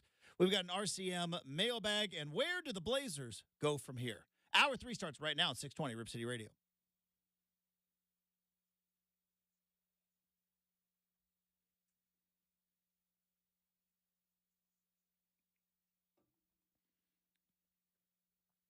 All right, welcome back to Rip City Mornings. Happy Monday, everybody. We're going to get through it. As I mentioned, Adam Rittenberg is going to be joining us to talk some college football. We got an RCM mailbag. Talked about Tiger Woods last segment. We've been talking about the Blazers kind of big picture today because the day-to-day grind of a rebuilding team, I mean complete and utter rebuilding team, boy, it can drive you crazy. And again, tip of the cap to Fentress, to Sean Highkin, Chris Burkhart, Chad Doing. And if I'm missing anyone, I apologize. But for Mike Richmond, who joins the show from time to time, we got to talk to Richmond, everyone. But the folks out there that are there day in and day out covering a team that the rest of the basketball world, quite frankly, forgot about and has been ignoring for good reason. The toughest part of the tank, right, is it feels like the right thing to do. And this still might be the right thing to do. Was it the right thing to trade away Dame and to start over from scratch, even though you kind of already started over a couple of years ago? Was it the right thing to do? This is the toughest spot because it sounds good at the time. As I mentioned, just like quitting smoking it sounds good. This is my last one. I've never had to quit smoking. For those of you that have, way to go. Keep fighting the good fight. Couldn't even imagine what that must be like. But I've had to drop some LBs in my life. And whether it is getting financially on the right track, quitting smoking, dropping some weight, right? It all sounds good on Sunday evening, right? We've all been there on Sunday. Monday morning, we lock it in. Diet starts Monday. I don't know how many times I said that in my 20s. Diet starts Monday. And you kind of start and you get energetic and you're like, I'm going to go to the store and I'm going to buy a bunch of vegetables. And it's like, then all of a sudden it's like, well, this is not as fun as I thought it was going to be. Because we were there last year. It's like, oh, all right, let's go young. Everybody was excited about it, right? With the Blazers. Dame gets traded away. It was tough, but I think we all kind of recognize, like, this is what has to happen. They drafted Scoot Henderson. There was no way for Dame, Ant, and Scoot all to coexist. And Shaden, for that matter. There just wasn't any way for those guys to all coexist. Something had to be done, and Dame was the first one to break, and he said, trade me, which we all kind of saw coming. And after, I think, the range of emotion that we all had to go like, man, the guy who was supposed to be the most loyal of all of us just asked out, and that's really throwing me for a loop. I think we all kind of talked ourselves into, well, you know what? Hey, let's go young. Young. Nothing but potential. Rip it down to the studs. Get these guys development. Get these guys minutes. Here's the thing about young teams in the NBA. They don't win a lot of games. And while if you are not a day-to-day fan, or media member for that matter, of a team completely rebuilding, it's real easy to ignore all the work and the grind and, quite frankly, the garbage basketball that you have to endure, right? Eating vegetables is not fun. It ultimately leads to a result that you want, but in the middle of it, it is not fun. Eating French fries is fun. And so, meanwhile, when we were sitting here as Blazer fans, 10 years ago, you had Damian Lillard. You had a team that made the playoffs more often than it didn't. Didn't really thrive in the playoffs, but made the playoffs. Meanwhile, like the Philadelphia 76ers, they were tanking. Their GM had to come out and tell the fans, hey, guys, trust the process. Oh, boy. Bet he wish he had those ones back. Because the Sixers back then, remember, 4 years in a row, I think their highest win total was 22. 4 years in a row. That's one more than the Blazers had this year, the Blazer season that we all endured. But here's the thing. If you're not there in the belly of the beast, right? If you're not in the Thunderdome, as I like to say, we just ignore it and move on. Oh, okay. That's an irrelevant basketball team. They're not on TNT every single night. They're not on TNT ever. I sit and I watch NBA when it's not the Blazers, and guess what I get to watch? All the good teams. You know what I don't have to watch? The Detroit Pistons or the Washington Wizards. Other than when they play the Blazers, haven't watched a single second of either one of those teams. They're tanking away. We have now experienced, it's kind of year 3, but it's different, right? Year 1 of the tank, it was, well, Dame's got to get healthy. Dame gets healthy, they make some moves. Whew, things can be fixed just like that. That's what we believed. And we thought for a second, maybe, possibly, potentially. Sad to see CJ move on, but you know what? Ant, it's his time. Let's put Ant, let's put Dame in the same backcourt. And they won a couple of games and hit some shots. And Jeremy Grant certainly looked like he might be a guy. The injury bug hit. Basketball didn't bounce their way. And all of a sudden it's like, all right. Probably not going to win the Western Conference. Probably not going to make the playoffs. Could maybe potentially, I'm talking about last year, could maybe potentially make the play-in. But you know what? Why? There's a 7'4" French alien out there that maybe we got a chance at. So I think we all kind of sucked it up and was like, okay, let's shut it down again. All right. Let's get some more pink. Maybe we get this Wemby guy. Didn't. Got Scoot instead. And then obviously all the stuff I talked about. Now, so it's, what year of the rebuild are the Blazers in? Technically, it's year 1 because you weren't really rebuilding. But also, we all were there for the last 2 years before this. So the last 3 years where they were losing on purpose. It's a very weird hybrid scenario, and I think that's the question I think most Blazer fans have right now is we understand, all right, we got through it, right? It's not going to be a fun season. We all knew that going in. Was it? Do we think it was going to be this bad? Maybe not, but maybe some of us were a little naive. 19-year-old point guards don't take teams to the play-in. It just doesn't. It very, very rarely happens. And you see, though, there are some people, but I think that's the question most Blazer fans have today. All right, season's over, third best odds, draft class that isn't really exciting anybody, but as I laid out last hour, sometimes it's the draft classes or the draft picks that don't excite anybody that turn out to be the best potential players. It's not an exact science, which is why it's nuts, this whole draft thing. How long till they're good? Like that's the question. How I actually had this conversation a couple of weeks ago. Was at a birthday party. Guy was like, are they going to be good next year? I was like, I don't know. A lot kind of depends on health. A lot kind of depends on development. We could see Scoot Henderson take all of the lumps that he took this rookie year, learn all of those lessons, go into the offseason as the players get into the lab, right, and come back with a whole newfound perspective, some NBA legs, some NBA experience, and maybe he makes massive, massive strides. It happens. Maybe next year Shaedon Sharpe gets healthy beyond the shoulder injury and the core injury and what is it, the adductor he had this year, the hip injury. Maybe Shaedon Sharpe gets healthy. And he's got to shed that label of having some injuries. Plus, he has that injury that has just been so tough to come back from here. Well, okay, so let's talk about this for the next couple of minutes because this is where it does get tough.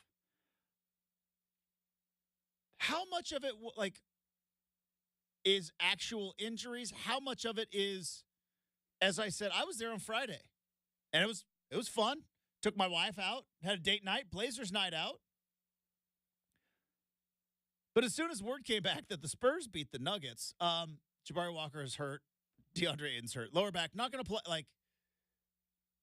I'm sure there were plenty of injuries, but I also think the Blazers in some scenarios were like, hey, yeah, you're hurt. Let's not bring you back until it is absolutely 100% fixed. True. Because it benefits. So true, but I hear if the Blazers were in the play-in, Shaedon probably comes back from that core injury. You know what I mean?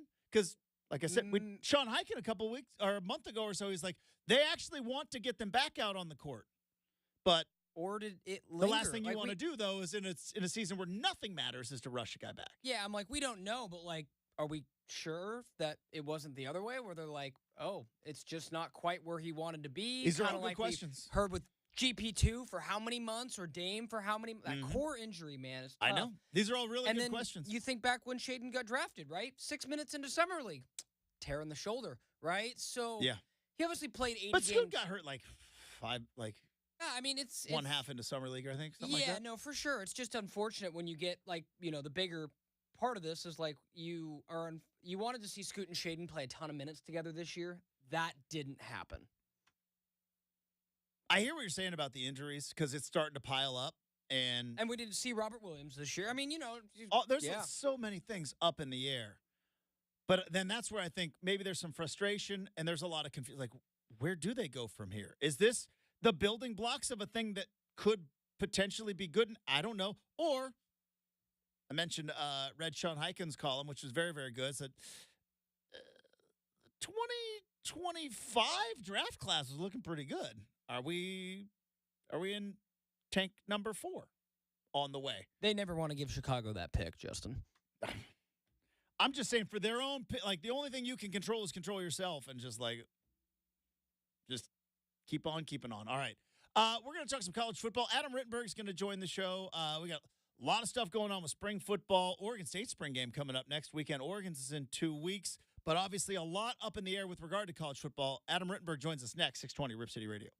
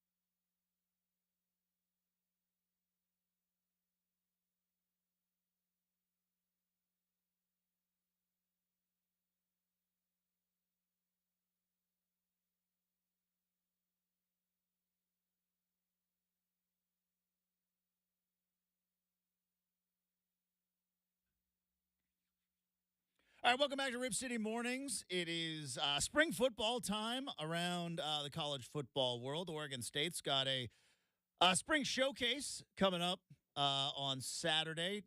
Oregon's got their spring game coming up in a couple weeks. Ohio State had their spring game, and it's a weird time of year because obviously the postseason happens, the bowl games, the national championship, and then there's a coaching carousel. And then we all just kind of like, oh, yeah, let's watch some March Madness. Let's watch some Masters. Like, that's right. Chip Kelly's at Ohio State as the offensive coordinator, and Oregon's a Big Ten school. A lot of weirdness going on in college football. Joining us now to talk all things big and small, friend of the program from ESPN senior college football writer Adam Rittenberg back on the Big Show. Good morning, Adam. How are we doing? Hey, good morning. Thanks for having me. Doing well. Really appreciate it. A lot of stuff to dive into. Let's start with this. It came out from The Athletic a couple of weeks ago, and I know ESPN has talked about it as well. The College Sports Tomorrow, the group that is being led by Gordon Gee and a handful of other high-level people who have been going around to talk to anybody that will listen about this potential super league of college football. I understand the realities of it all, Adam, but if we kind of gaze into our crystal ball, not exactly perfectly like they are laying it out, is this ultimately where you think college football is heading, with kind of an overarching governing body, 7 or 8, 10-team divisions, and just kind of this super league that they've been laid out? Well, I think it's ambitious what they're doing, and certainly it's constructive given where the sport is. The thing that gives me a little bit of pause about, that group is that you don't have Big Ten or SEC included in that group. And just given where the sport is headed, it's just hard to take something that seriously until those leagues are engaged in the process. I'm not saying that they aren't behind the scenes, but ultimately, those leagues and their commissioners and their schools and their presidents, I think, are going to direct the future of the sport. And so, I think what jumped out to me a little bit is, I don't know how realistic it is just the number of teams, because a lot of the talk around the Super League is that it would not be everybody that's currently in that now Power 4 structure, that certain teams would be left out. And that's always been one of the most interesting parts of where the sport is headed from a structure standpoint and as a revenue standpoint. And would presidents ever tell other presidents that are technically in the same conference, yeah, you're not going to be part of this? I just wonder, I've always wondered when do we get to that point where those conversations are had or likely to be had? And so last week I was at Nebraska with Troy Dannon, who, again, was at Washington and recently became the AD at Nebraska. And he kind of volunteered his thoughts on where he sees things headed from a revenue standpoint. And he said, hey, it's going to become much more performance-based. It's going to become much more like you don't get this cut just because you're in the conference. And so and he said it was really in the context of where the college football playoff revenue, how that's going, it's sort of a guide for how the sport is going to be going forward. So if that's true, if Troy's right, I have a hard time believing that the Super League is going to be 70 or 80 or some bigger number than, say, 40 or 45, because if you just want to make it about money and ratings and who's going to draw in the biggest audiences and who the best teams are, quite frankly, you're not going to go bigger than that number. Adam Rittenberg from ESPN, college football writer, joining us here on 620 Rip City Radio. I mean, and we're kind of experiencing it out here in the Pacific Northwest, Adam, because I've been saying, look, if you think that this is just an Oregon State or Washington State thing, that those two programs who've got, 100 plus years of college football and playing it at a high level in the Pac 8, 10, 12, they're going to be the only ones that ultimately get left behind in this. I think you're kidding yourselves, because like you said, like, how long do teams like I know Rutgers always gets brought up, poor Rutgers, but they always get brought up even though they were a little bit better. But how long do teams that are underperforming in the Big Ten or the SEC and the Big 12 that are kind of dead, like Indiana football, like how long do they hang out in the Big Ten, like you mentioned? Because we've seen now, I know it was because of the breakup of the Pac-12, but we've seen now, like, Oregon State and Washington State can get left behind. If you think they're the only two that get left behind in this thing, you're kidding yourself.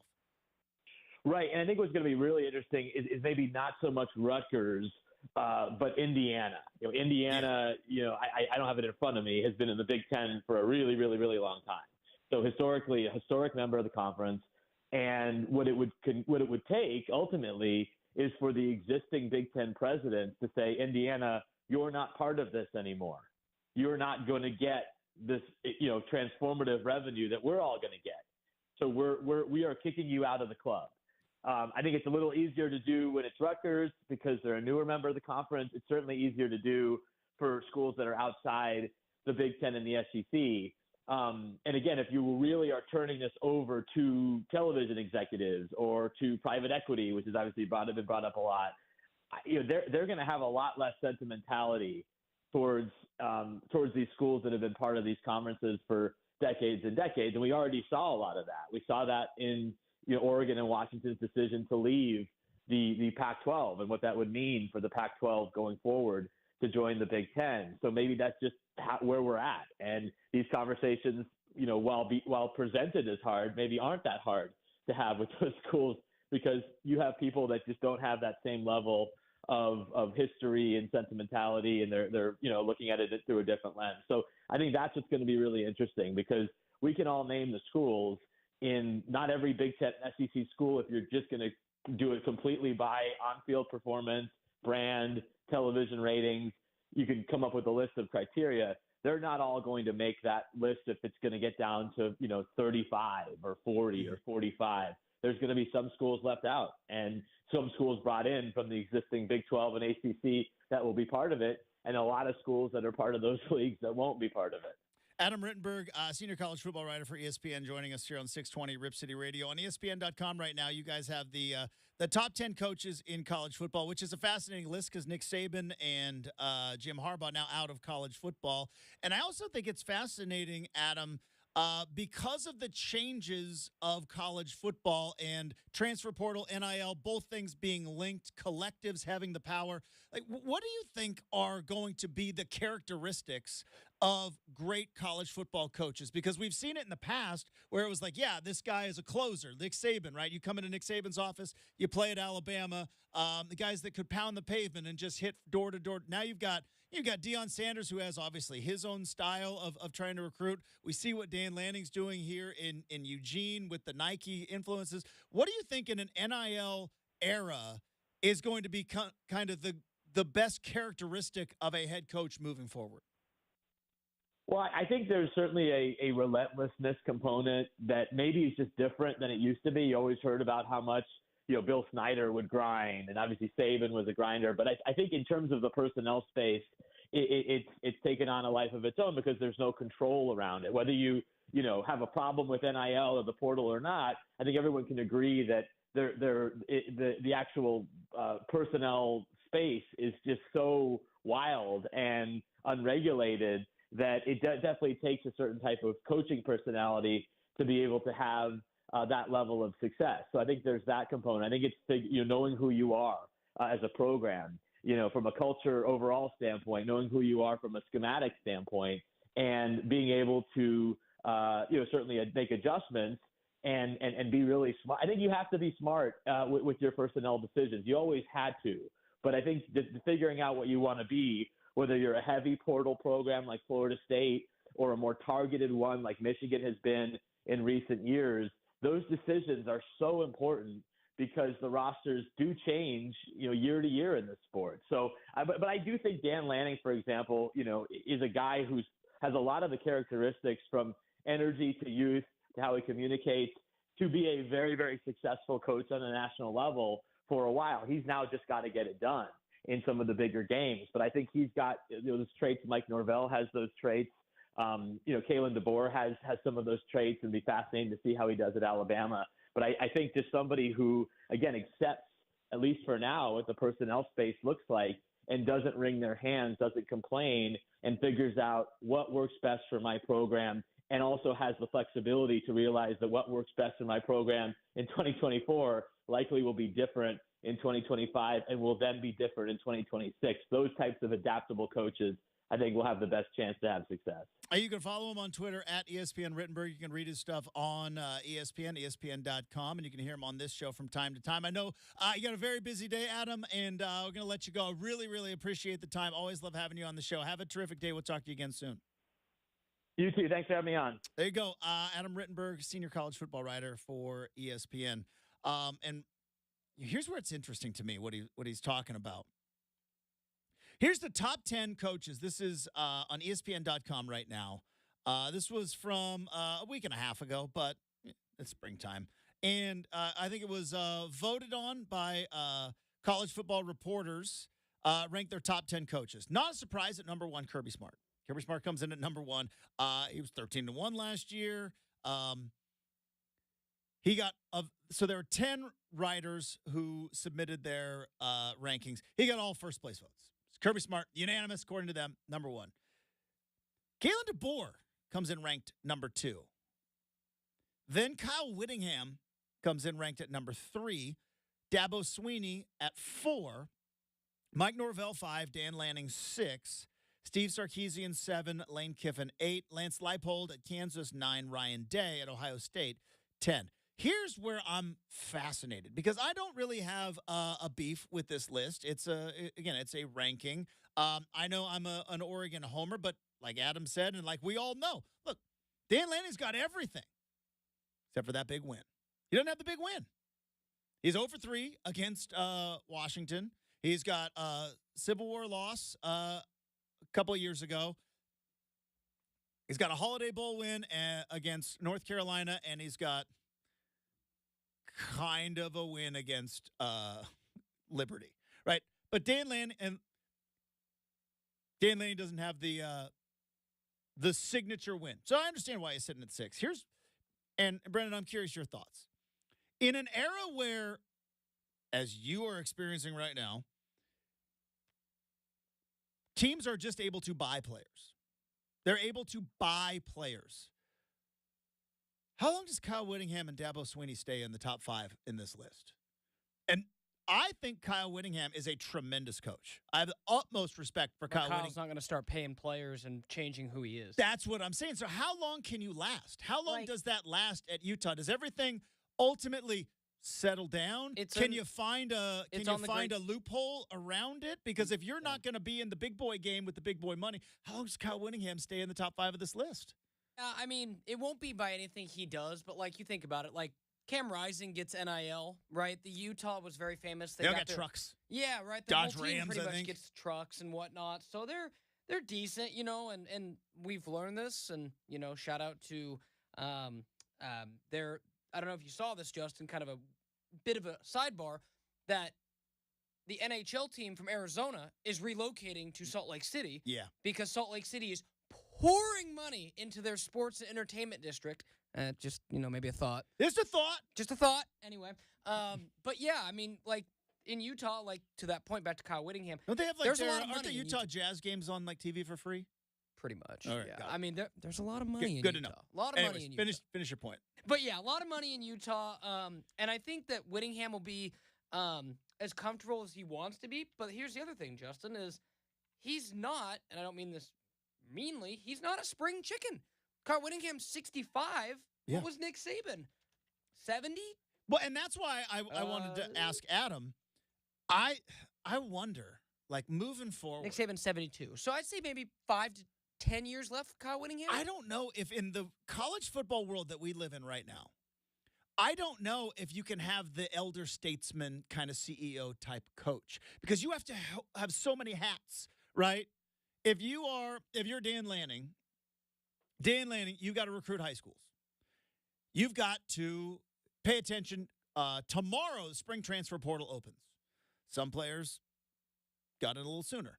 But tomorrow, officially, the spring transfer portal opens. Dan Lanning's got to pay attention to the transfer portal, both the winter and the spring, during bowl games and spring football.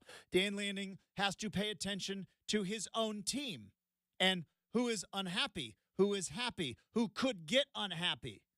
Dan Lanning has to pay attention. Now, luckily, he answers to one booster. You know what I mean?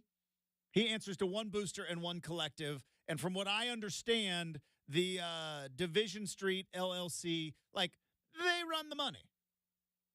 They got a lot more than a lot of other. But, like, think about Kalen DeBoer.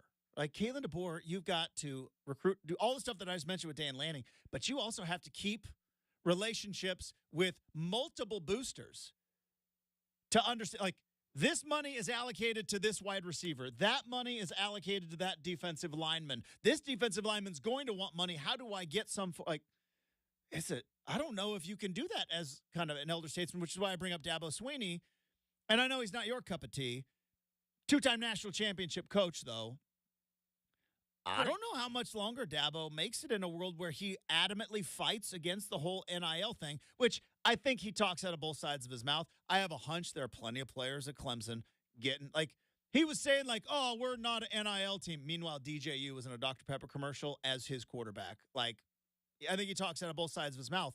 But Dabo seems like a guy that has not embraced the new normal of college football, which is you got to fundraise. Like, it's like running for Congress. I think Dabo. You got to fundraise. Yeah, I think Dabo really misses Justin when he had this guy named Deshaun Watson and this guy named Trevor Lawrence, like basically back to back for like 7 years. Where it's like, hey, I just have the best quarterback in the NFL, and a slew of defensive linemen that all went in the first round. I mean, you're totally right. But yeah, I mean, Dabo has kind of been stuck in his ways a little bit, and that's kind of why they've not been great. I mean, again, weren't they 7-5 or 6-6? There were years, Justin. They're 9-4 last year. Were they? But it felt like it because they were not a factor. Yeah, I guess Clemson at 9-4. Those losses were early. That's right. Then he said buy stock, and they got better as the year went along. But even still, like 9-4 is unacceptable when you have national. Like if Kalen, they were 4-4 in the ACC. If Kalen DeBoer goes 9-4 next year at Alabama, gonna get loud. Oh, Nelly, it's gonna get loud. That's all I'm saying. I just look at this list though, and I see like I'm gonna take Dan Lanning out because you said top 10 or is top 15? Top 10. Oh, okay. Fair enough. Sarkisian, Kiffin, Leipold, like those guys, I think. Leipold a little high for you? I think he's one of those guys that sports writers love because he didn't leave. That'd be like throwing in Jonathan Smith, in my opinion. And not that he's well, Jonathan Smith would have stayed. He might have been on this list. Yeah, but like those other names you mentioned, like those are elite college football names. Not to say that Leipold isn't, but like it just that kind of seems a bit of an outlier. They were 9-60, Kansas, before Leipold got there. Sounds like Oregon State. They're 9-4. Well, fair, yeah, fair. But that's why I bring it up. Like I don't know how long he sticks it out at Kansas because again, we talked about it with Jonathan Smith. In an NIL era, those rebuilds are done. Kansas ain't gonna be it. They don't. They're not going to happen anymore. You're not going to be able to just kind of take that team that is 2-3 wins and bring in a hot, young, fiery recruiting coach and get them to 9 wins. You want to know why? Because after the first year rebuild, any one of your players that are worth a you-know-what are going to get bought by Texas, by Alabama, by Oregon, by Michigan. They're all going to get bought. Right. And do you expect Justin, Kansas basketball to start shelling money to support the football program? Yeah, they're going to start buying players from, Yeah, I mean, so that's where Kansas football could be a casualty of this, but they still have that conference, Justin, so that helps. I'm curious to see what the Big 12 looks like. Me too. Because the ACC looks weak right now. It does. Now, they still have teams suing each other. So. They still have Florida State, Clemson, Miami, right? But they seem weak. The Big 12, it feels very like new money. Will the SEC and the Big 10 let them play ball? I don't know. Because they're like, well, we just kind of run everything now. So enjoy it. All right. I don't know. I think this list is going to massively change in the next 2 to 3 years because I don't know if a guy like Kyle Whittingham, whom I like and respect, I don't know how he wins in an NIL era. Joking, but where's Dion? Let's see. Others receiving, but by the way, Brian Kelly, Lincoln Riley, Kirk Ferentz, Luke Fickell, Mac Brown, Mike Gundy, Jonathan Smith up there. He received 3 votes. Deion Sanders right there, right behind Jonathan Smith. All right, we've got the RCM mailbag next, 620 Rip City Radio.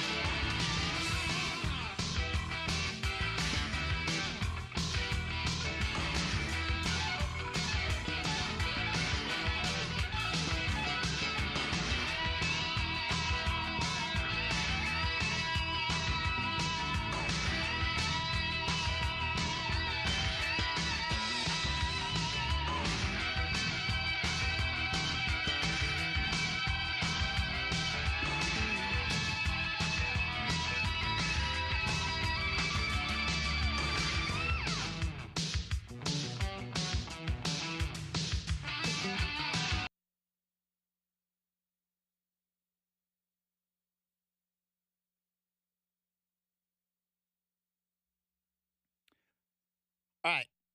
It is time to put a wrap on the Big Monday show. Get you ready to hit the week running. Big thanks to Adam Rittenberg, who joined us last segment. Got the NFL draft coming up, a week and a half away?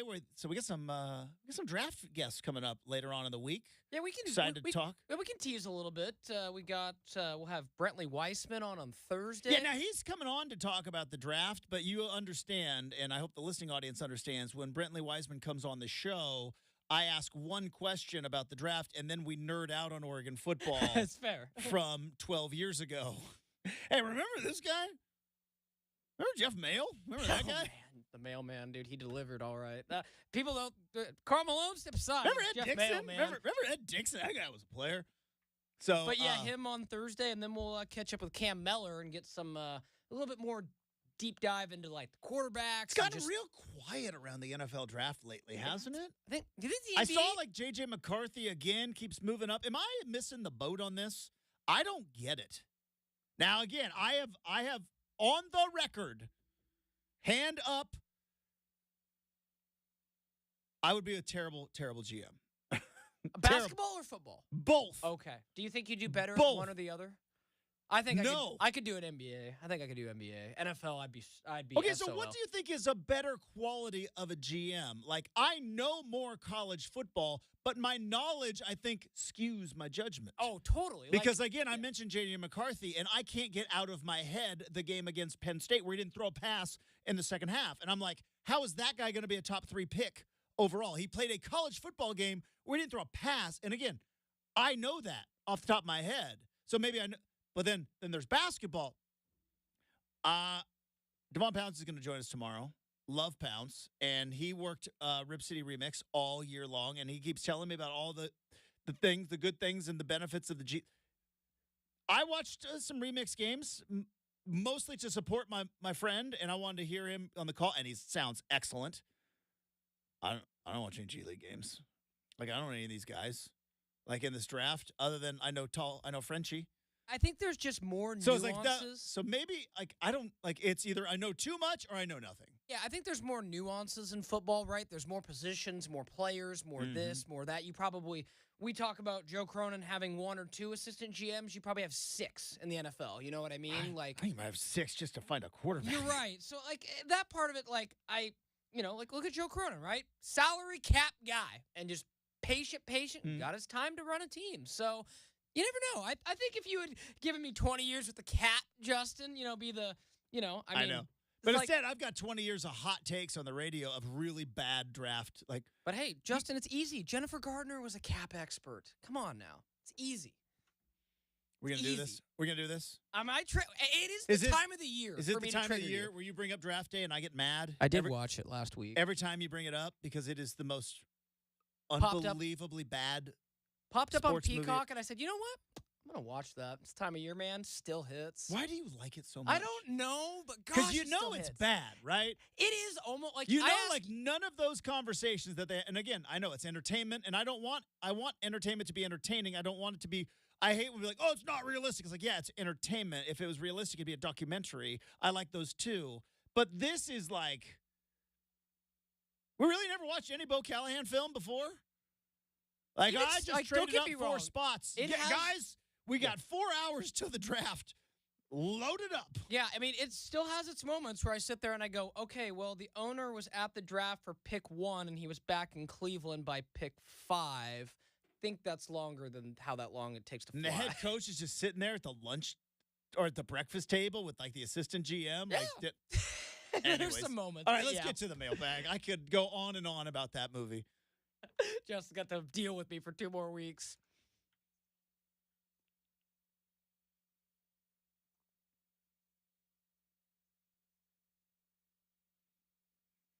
All right, Justin, let's go ahead and open up the mailbag, not talking about draft day, which I'm sure you'll be pleased with. Where would you, we've talked about how you said you put your Save the Bell trivia above just about anybody else in the world. Give me your artist trivia. Like, who could you name the most deep cuts for? And, like, who would you say you put me up against anybody in a bar, and I could probably sing the lyrics better than that. Like, not quality, but just, knowledge of them kind of a thing.